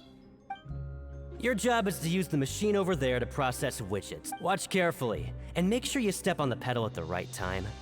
If the machine gets jammed, then give it a little maintenance with your fit. Here, take that. Bring me the processed widgets, and I'll give you some credit coupon.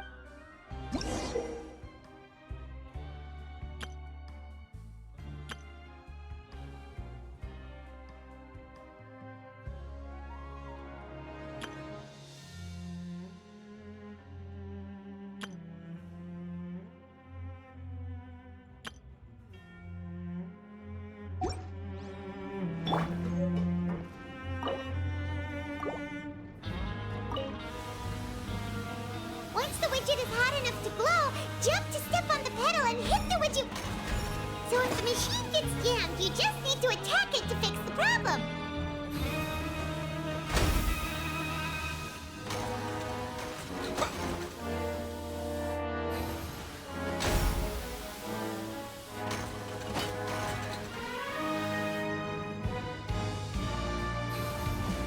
Okay, you got great!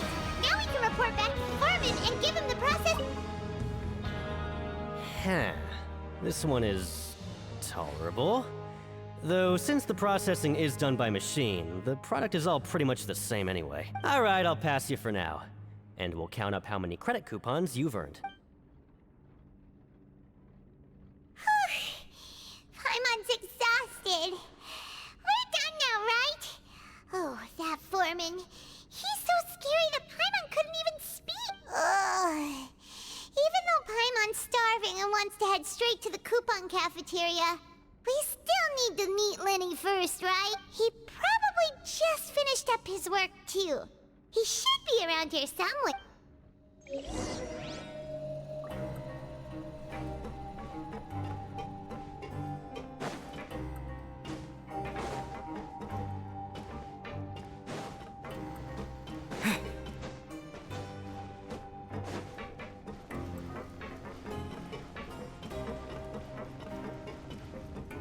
Lenny?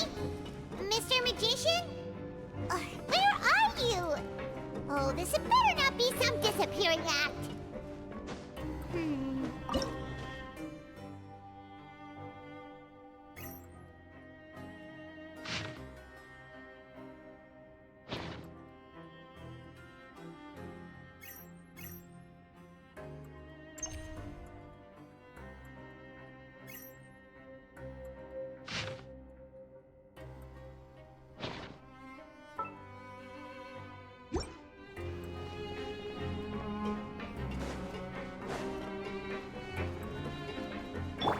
Easy now, Kakuku.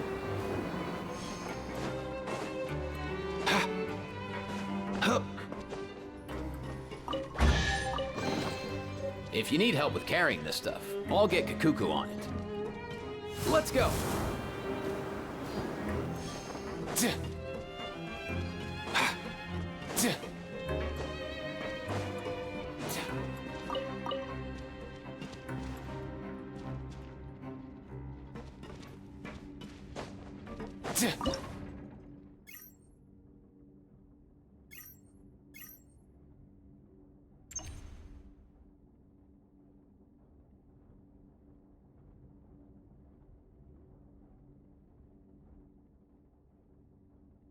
Whenever I get to take a break, I always want a snack. I got some candy.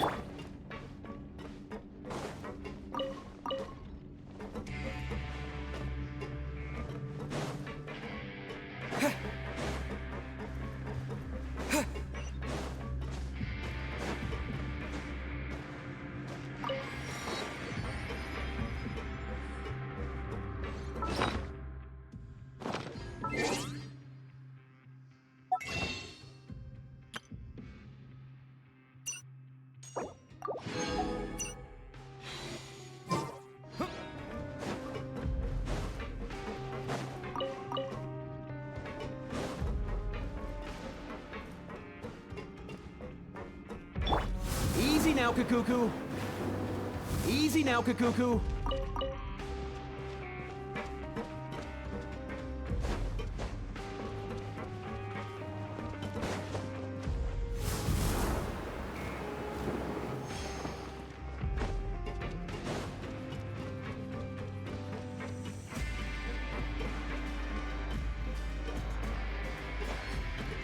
Easy now, Kakuku.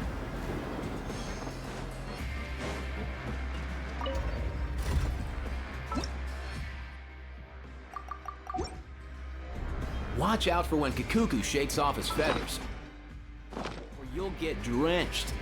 Although, actually, you're probably soaked through already.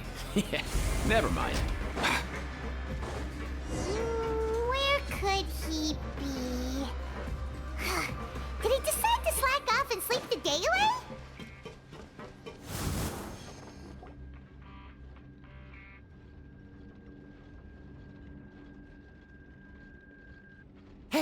over here. Oh, you scared Paimon! Oh? You scare so easily now? Is there something worrying you these days? Oh, you little... The only thing we're worried about was trying to find... Sorry.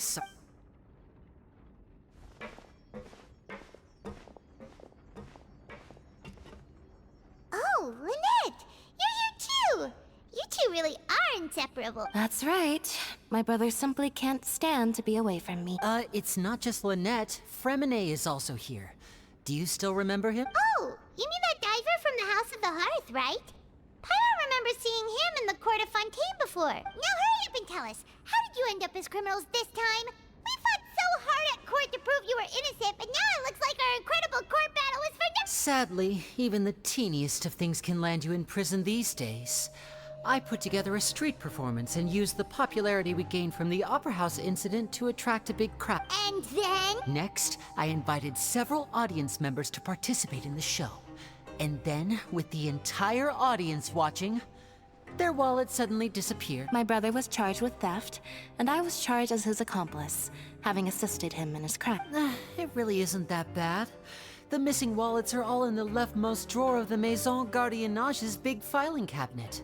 We just need to see how long it takes to discover them. Yep, we should be In terms of the magic trick itself, I think the performance went perfectly. Leave it to Lenny to magic himself into prison. Indeed. Last time I hid my identity from you, I promised that I'd tell you absolutely everything if you were angry about it. No more secrets. So I don't plan on keeping anything from you this time either. At the moment, the House of the Hearth's interests don't conflict with yours at all. We were instructed by the father of our house, the Knave, to come here and conduct an investigation.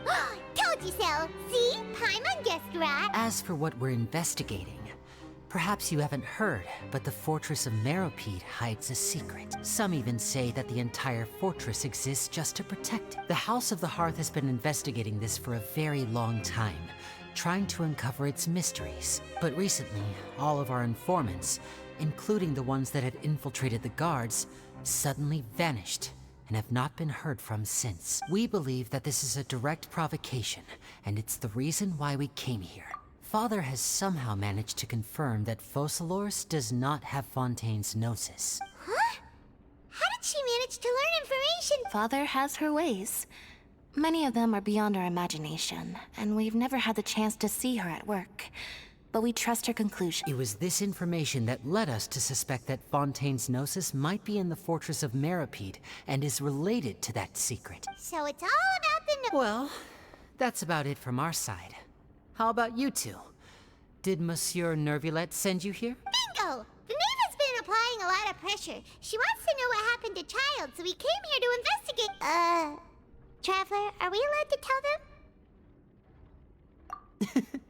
You don't need to worry too much about that. She's just asking for a report on Master Child's predicament as a means of pressuring you. Father used this situation as a pretext to negotiate with two high-ranking officials in the court of Fontaine. She actually just wants to be able to make concessions on this matter for gains elsewhere.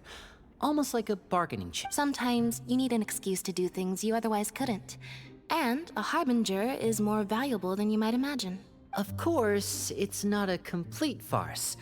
If we do manage to find out what happened to Master Child too, then diplomatic relations with Fontaine could improve, and Snezhnaya might even be able to adjust its step. Is it just Paimon? Or does it feel like we're the only ones who actually care about Child's situation?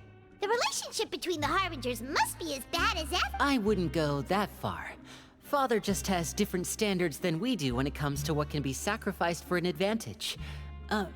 By the way, I have a suggestion. Why don't we team? Even though we have different objectives, we're both here to investigate the fortress of Meropide. It would be more efficient for us to work together. As you know, the House of the Hearth has many reasons to seek the Gnosis, but our highest priority remains resolving the prophesized crisis. You can trust us on that. See, I told you. Is that so?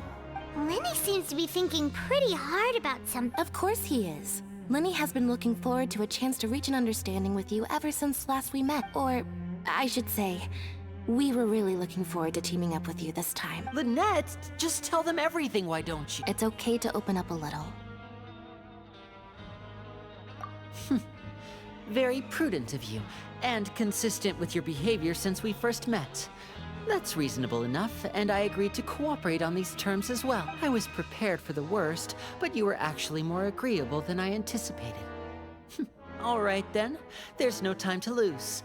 I have some information to share, so listen carefully. Since Lynette and I arrived here, our investigation uncovered the fact that the Fortress of Meripede has a forbidden zone. Most people just clammed up and wouldn't talk, but after asking the right questions, we were able to confirm the existence of the Forbidden Zone from the guard. You should be aware of that while you're investigating.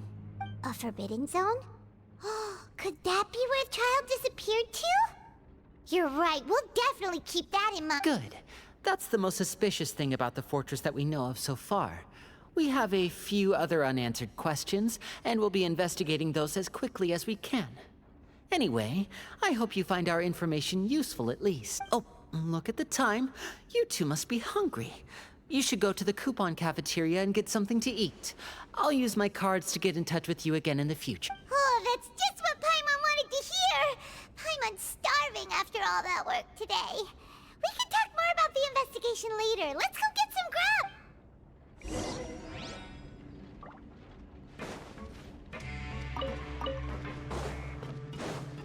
Off and away!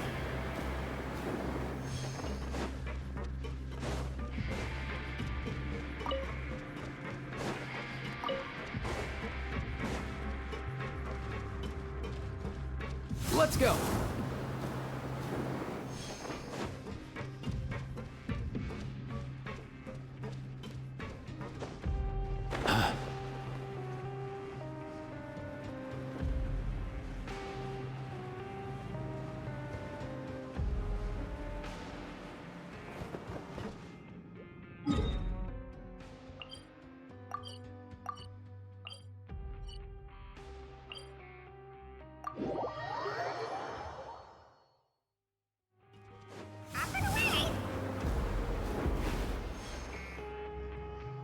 Oh, he wasn't kidding.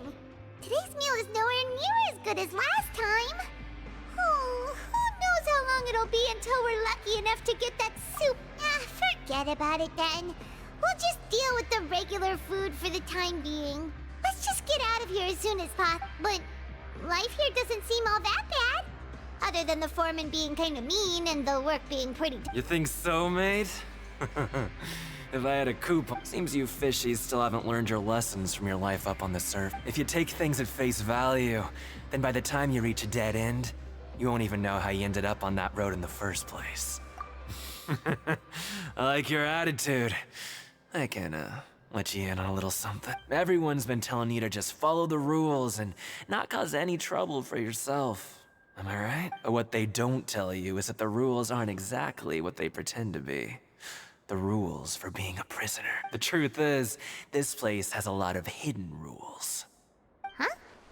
Hidden? Not everyone knows about those rules, but whether you know them or not, once you break one, you might encounter something even worse than... Really? Oh, now you're really scaring poor Paimon. Of course. And I'd say that just disappearing would be one of the better outcomes. Oh, you mean that if there really are hidden rules, then Child's disappearance might have something to do with that? In that case, would you tell us some hidden rules? Come on, mate. This is valuable information. The difference between life and death. Do you really think you can just ask and I would tell you? Paimon understands, but we don't have many credit coupons. Yeah, I know. Not like I'm going anywhere. Just come talk to me after you've saved enough. Moreover, you're new fish, freshly caught, and completely out of your element. What'd be the point in even telling you anything before you've gotten a handle on your new lives? Come and find me once you've been here longer. I'm usually around the rag and bone shop. Just call me V-Doc. Bye-bye now. He left. Just like that. Huh. Do you think he's just trying to scare us? Yeah. It might be a good place to start in our investigation. hidden rule, but like he said, we don't have any coupons and we're still not familiar with this place. We were so busy talking, we almost forgot to eat. Even if it's not the best, it's probably better while it's warm. Come on, dig in before it gets cold.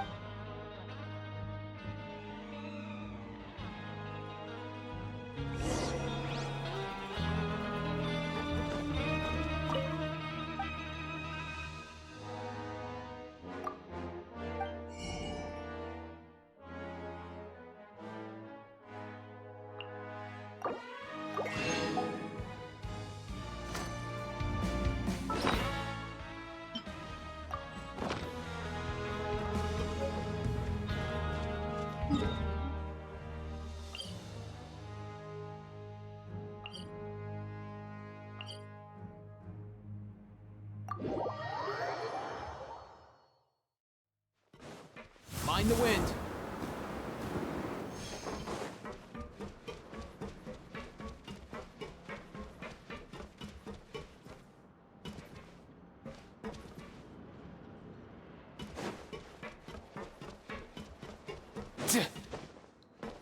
Easy now, Kakuku.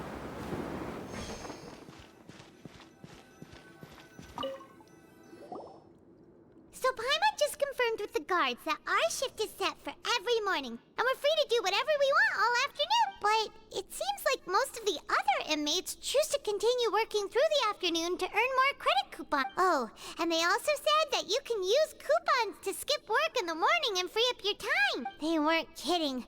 Credit coupons really can be used to do anything. Paimon's so tired. And we'll need to wake up and go to work at... Nighty-night, Traveler. Paimon hopes we can keep making progress on our invest...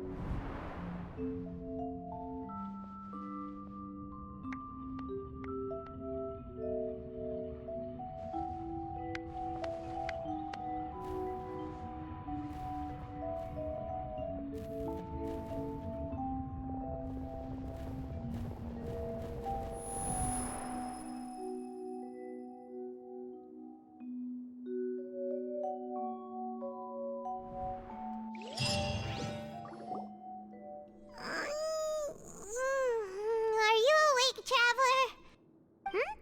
What's wrong? You seem to have something on your mind. Is that even possible? Unless it wasn't an... Child's vision! So you had it with you this whole time? Maybe the vision connected Child's consciousness to yours.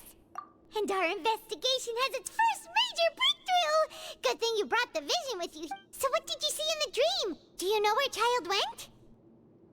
Huh. Okay. Well, hopefully it'll be a bit more helpful in the future. What's more important now is that it's the start of another new day as prisoners. Let's do our best to earn more credit coupons. What's the plan for today?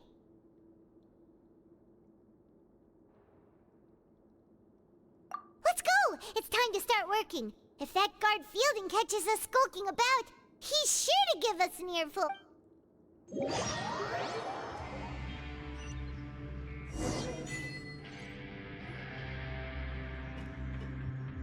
Look who decided to show up.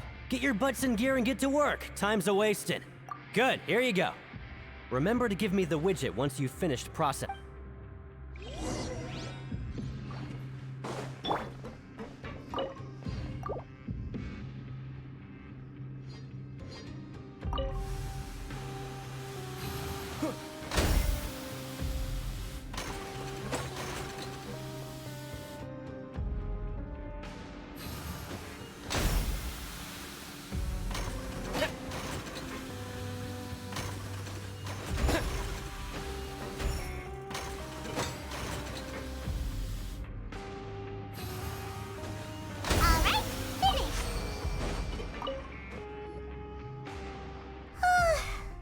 Paimon's beat.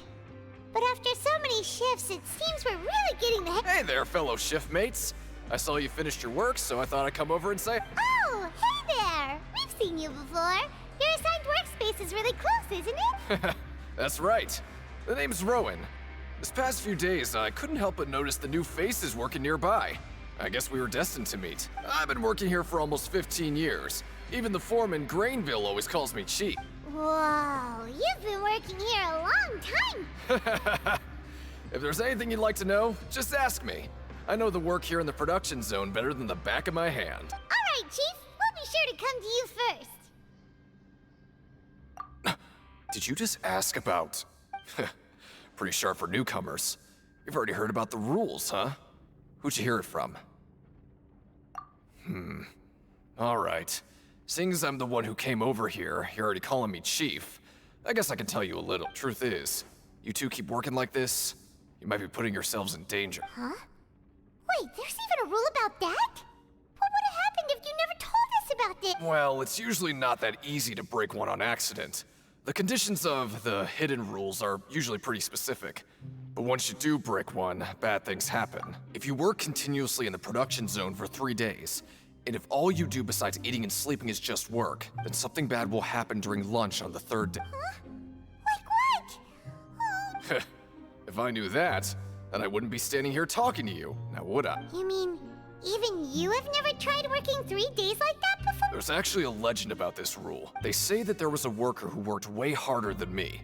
He was both efficient and eager on the job, and most other workers couldn't hold a candle to him. One time, he tried to test his limits and worked as long as he could. Then during lunch on the 3rd day, he disappeared into thin air, as if he'd evaporated. Later, some people went and asked some of his past friends about him, but they said, never heard of the guy. What the? How could that happen? Unfortunately, we were assigned different production zones. I never saw for myself what he looked like. Wait, are you thinking that it was... Huh? Oh? You... Listen, kid. This ain't the kind of thing you should be curious about. Let me tell you, you're better off forgetting about it and looking after yourself. Now I kind of regret ever telling you. Yeah, I agree with Chief here. Do you really want to try? All right, if you and...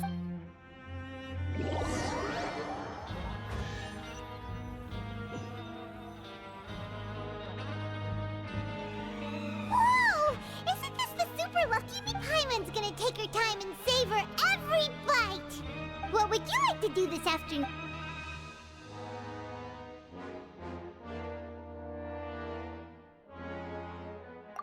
Sure! If we're not going to work, then let's kill some time in the pancreation ring.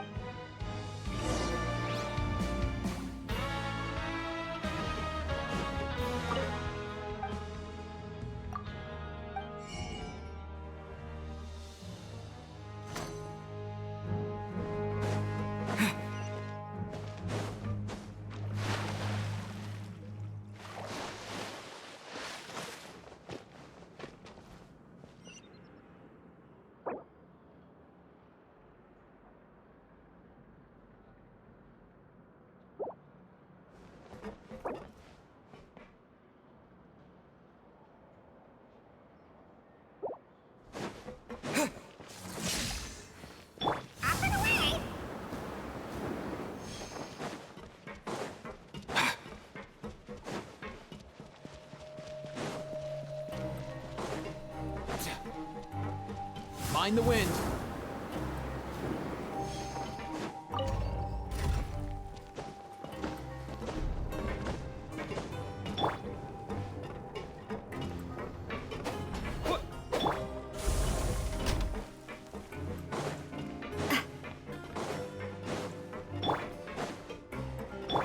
Easy now, Kakuku.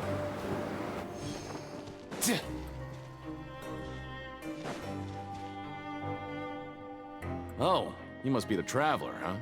Sorry, mate, but competitors as strong as you are prohibited from participating. I don't make the rules, mind you, but I was given very specific. Even convicts value their lives, don't they? I hope you can understand. But we have a game here that'll let you show off your strength, and you'll even earn some credit coupons in the process. What do you think? Interested? And if we lose the game, will it cost us credit coupons? Of course. That's the cruel reality facing every competitor in a place like the Pancration Ring. Okay, great. Let me walk you through the rules. The targets in front of you will pop up one after another. You'll need to hit the targets in the same order that they popped up. If you can complete a few rounds in a row with no mistakes, then you'll win credit. But the second you mess up the order, you'll lose. The game costs 300 credit coupons to have it go. Thanks for your patronage, mate.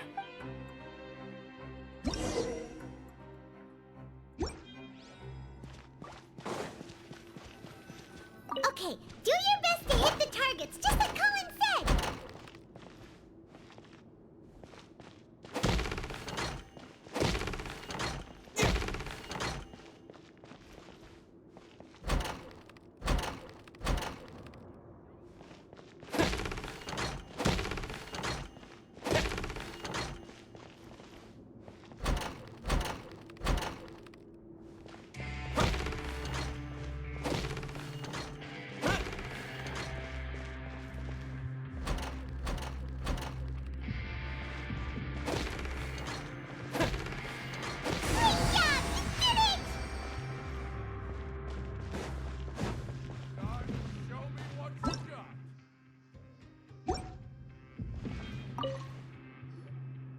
Not bad.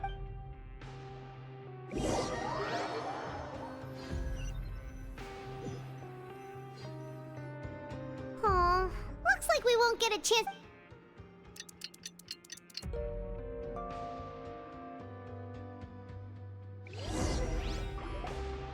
Oh, Paimon doesn't. What do you have planned?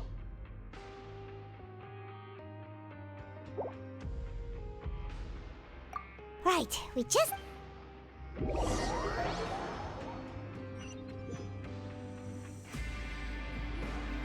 Look who decided to show up. Get your butts in gear and get to work. Time's a-wasting. Oh? What's with suddenly wanting to...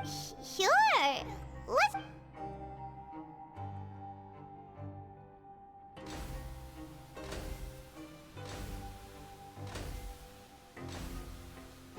Nice! We did well.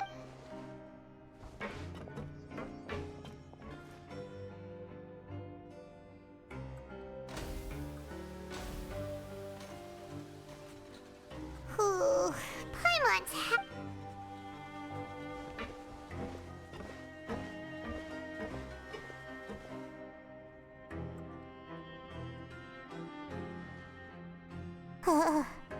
that's it. Paimon doesn't even have the energy to talk anymore.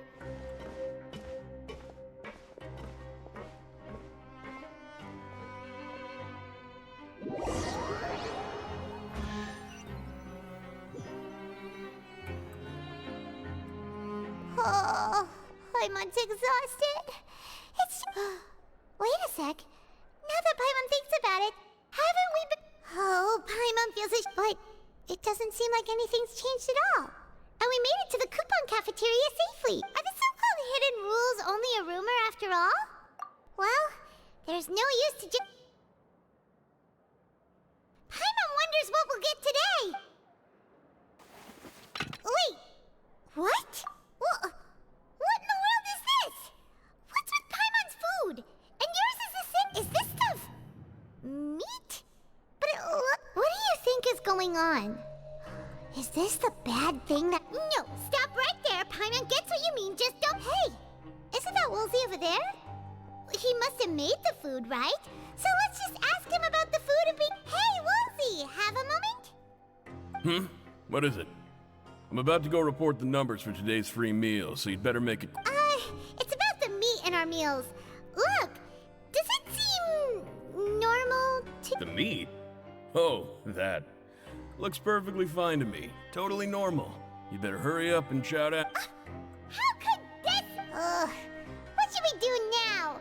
Woolsey wouldn't even give us the time of... Yeah, looks like we have no other choice. Paimon was positively famished a minute ago. What would you like to do this... Okay, let's see if...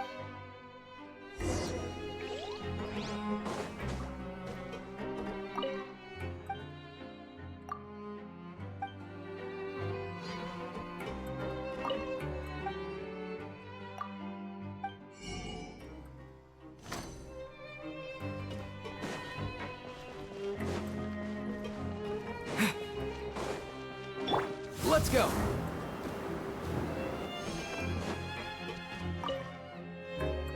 Oh, No need to be. sorry. I couldn't help but think of His Grace once I saw. Oh, it's hard to say. Maybe I am. He's got a very overwhelming presence. It makes me feel like I'm just some insignificant little Wait. Oh, I'm always indecisive, and I tend to make a mess of things. It's like a reflex. I just instantly start to tense up the moment I see a smart and capable person like His Grace. What? Please, don't say anything like that out loud. How could you possibly think something like...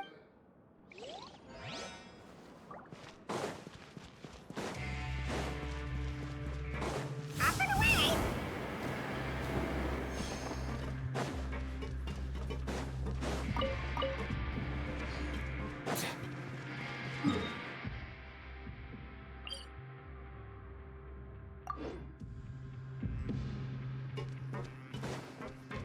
Mind the wind.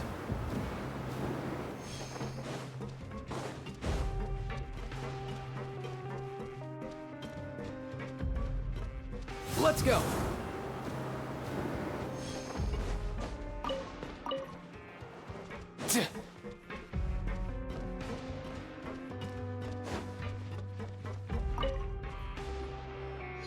Oh, wonderful. Paimon likes having more coupons, but no one wants to work off. Have you also been investigating the area, Lynette? No, I was just slacking off, and you happened to catch me. My brother is still obsessed with anything remotely related to the Forbidden Zone. But knowing him, it won't be long before we get more leads. Oh, before I forget. Huh? Credit coupons? I've been here longer than you, so credit coupons aren't a resource in particularly short supply. What is in short supply are interesting people to talk with. Aw, that's so nice of you, Lynette. We'll be sure to make good.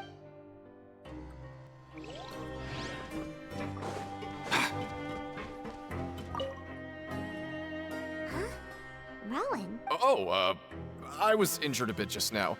Nothing major, I think I just pulled something. Little mishaps like this are unavoidable at work, you know? Huh. Paimon wouldn't have thought someone as experienced as the Chief would still get hurt on the Shh. I just knew you would say that. This is pretty embarrassing. Where's Siegeween when you need her anyway? Oh, you mean she wasn't in the infirmary? Yeah. The rumors say that there's never anybody in the infirmary in the half hour before lunch, and nobody knows where Siegeween gets off. Huh. That's actually really strange. Siegeween's always super dedicated to her work. Where else would she possibly... Forget it. I can take care of a small sprain like this on my own anyway.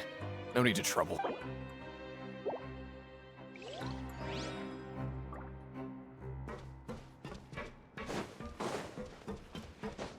Up and away!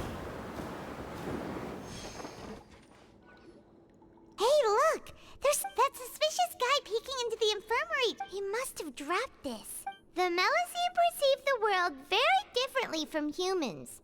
As a result, their sense of aesthetics and beauty is also very different from that of humans. This all sounds pretty serious. He sure did his homework. And as for the notebook...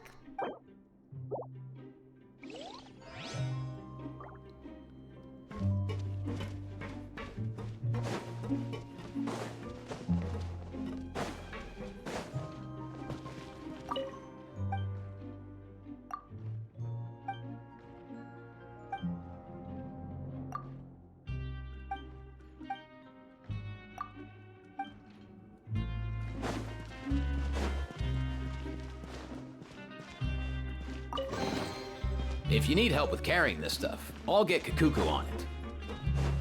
Let's go!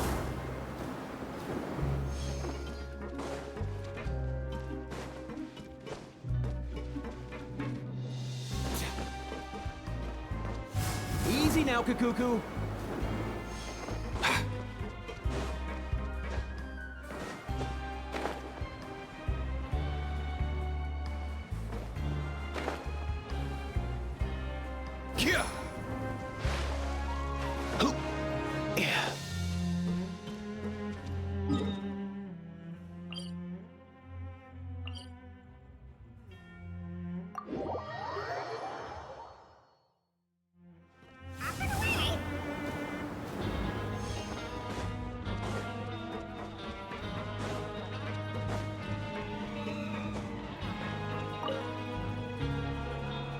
Hey, it's the Traveler and Paimon.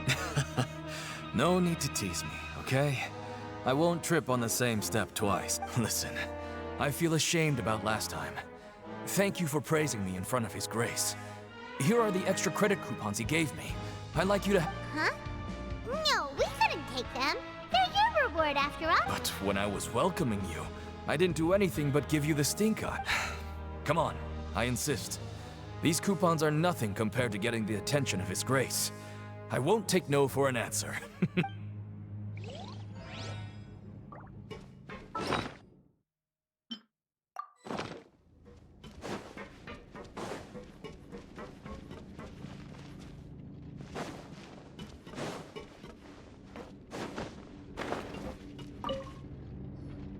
Siegewing? Aren't you supposed to be in the infirmary? What are you doing in the production? Hello, Traveler. Everyone's usually busy around now, and we don't have any patients to look after in the infirmary. I thought I'd come here and enjoy the sight of everyone. Enjoy? What's there to enjoy here? It's really worth watching. I often stand here and observe everyone. Humans are just so interesting and adorable. I like to watch your expressions while you work. Are you talking about pets or people? Oh, I can see why you think that, but you shouldn't jump to conclusions. See, we Melazines are a different species, and we see the world very differently from humans. It's very easy for me to observe everyone's condition. All it takes is one look, and I can tell which workers are exhausted. Wait, Melazines can see that? Huh. That does sound useful for being a nerd. Yes. Running around tending to everyone's health is very fulfilling. But I'd much prefer it if you're all happy and free from exhaustion and pain in the first. Take care of your body. Make sure you eat well. Always rest when you're tired from work, and don't push yourself too... We'll definitely take care of ourselves. Thanks for the reminder.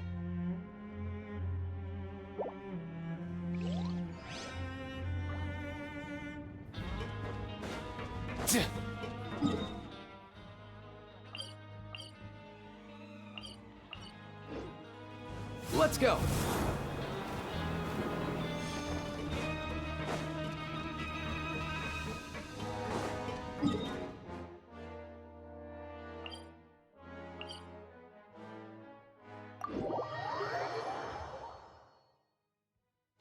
Mind the wind.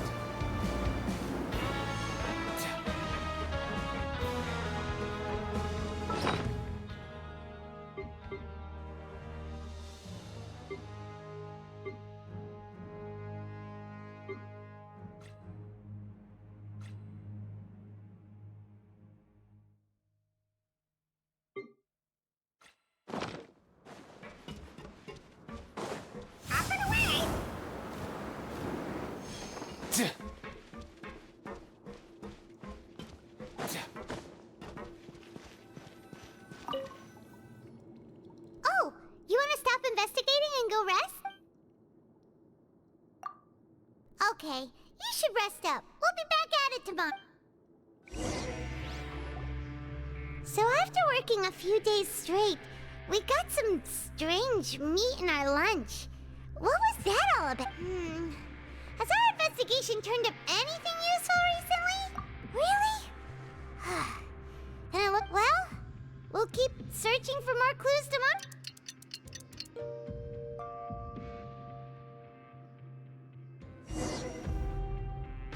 Oh, Paimon doesn't want to get up. Paimon still feels completely exhausted from yesterday. What do you have planned for...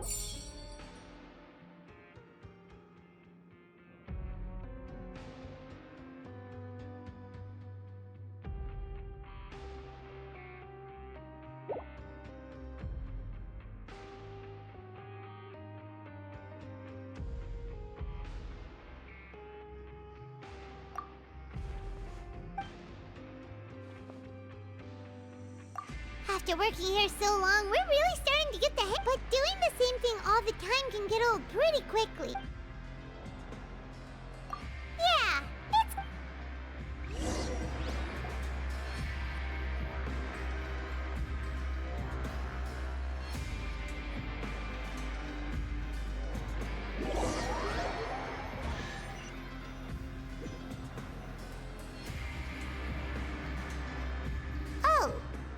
just a regular meal. What would you like to do this after?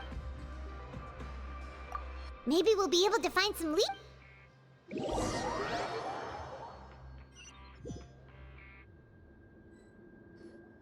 Oh, back for another try?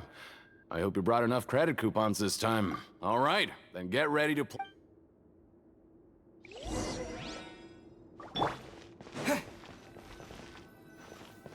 Okay, do your best to hit the targets, just like Colin said.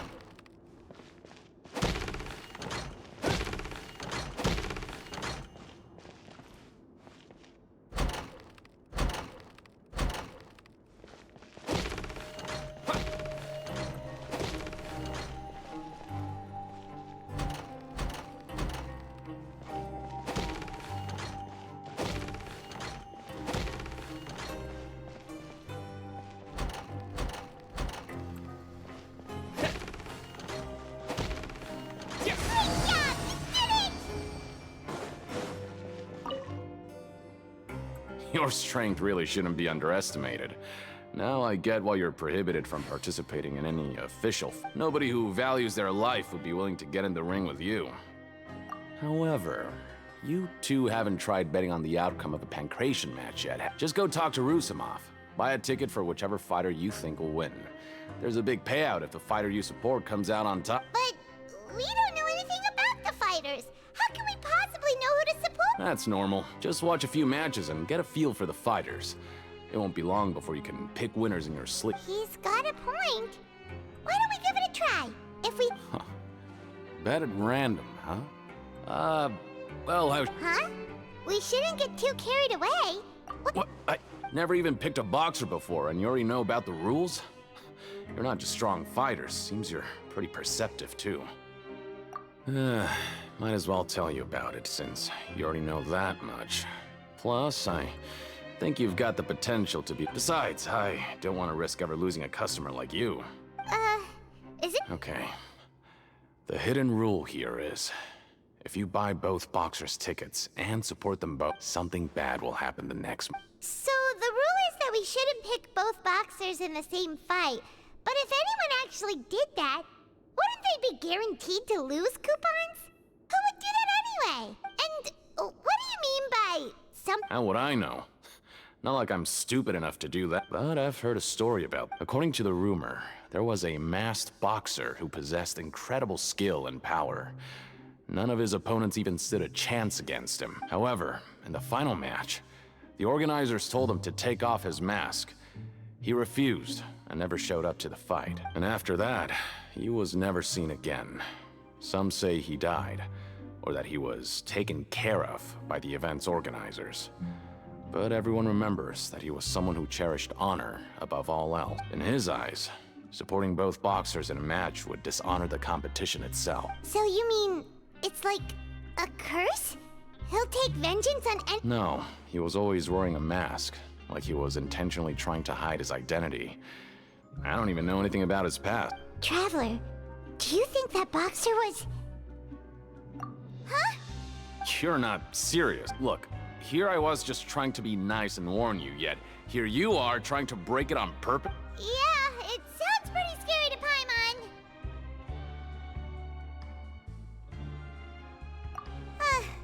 Seems you've made up your mind. Betting on both fighters will set you back about 3,000 credit coupons. If you have enough, then go ahead and give it a try. Just don't come running back to me if...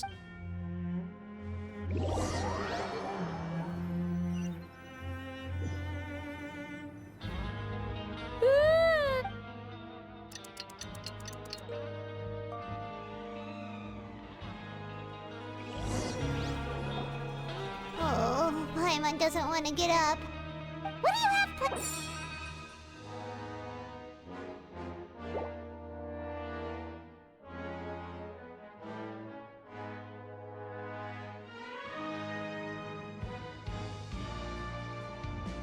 After working here so long, but doing the same thing all...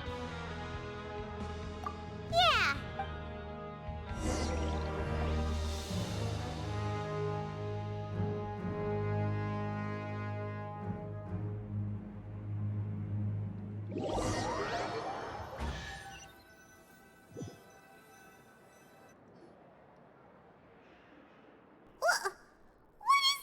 garbage. Ooh. What would you like to do this? Maybe we'll be able to.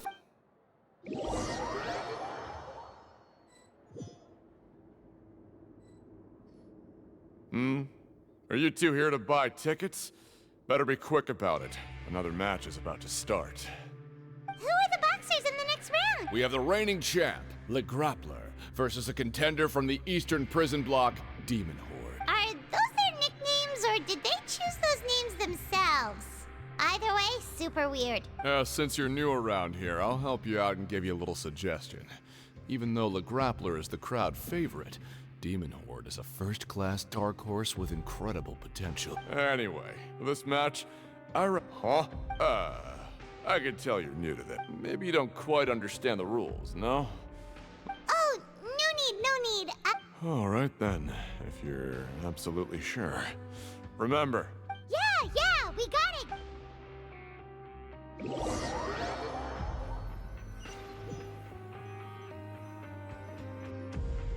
Seems we had a productive day. Hope we can make even more progress tomorrow.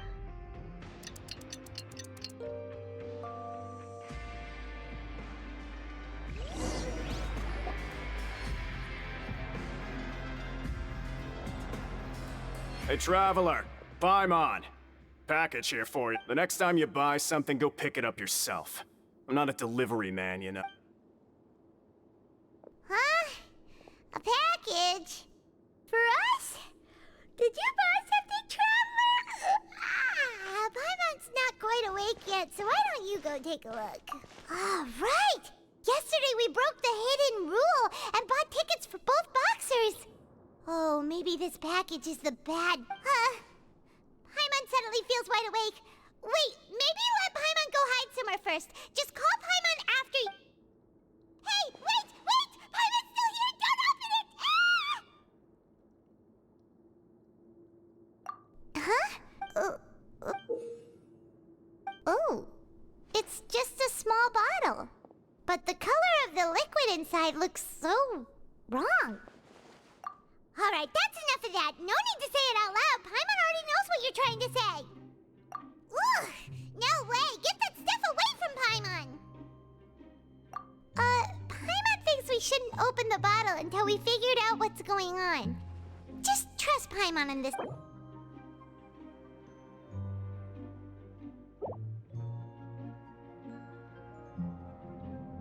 What do you have planned for us?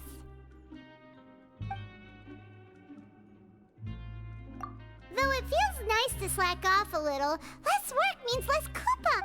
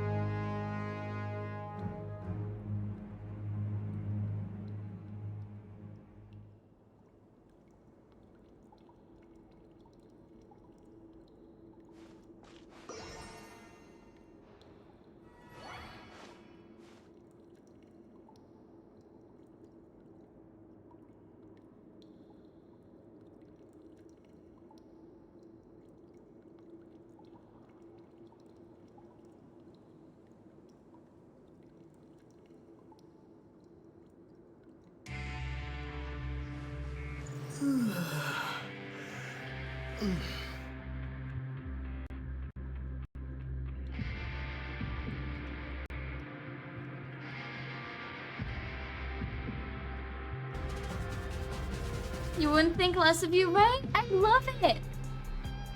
And do M4 story. I know, Min Min. I know.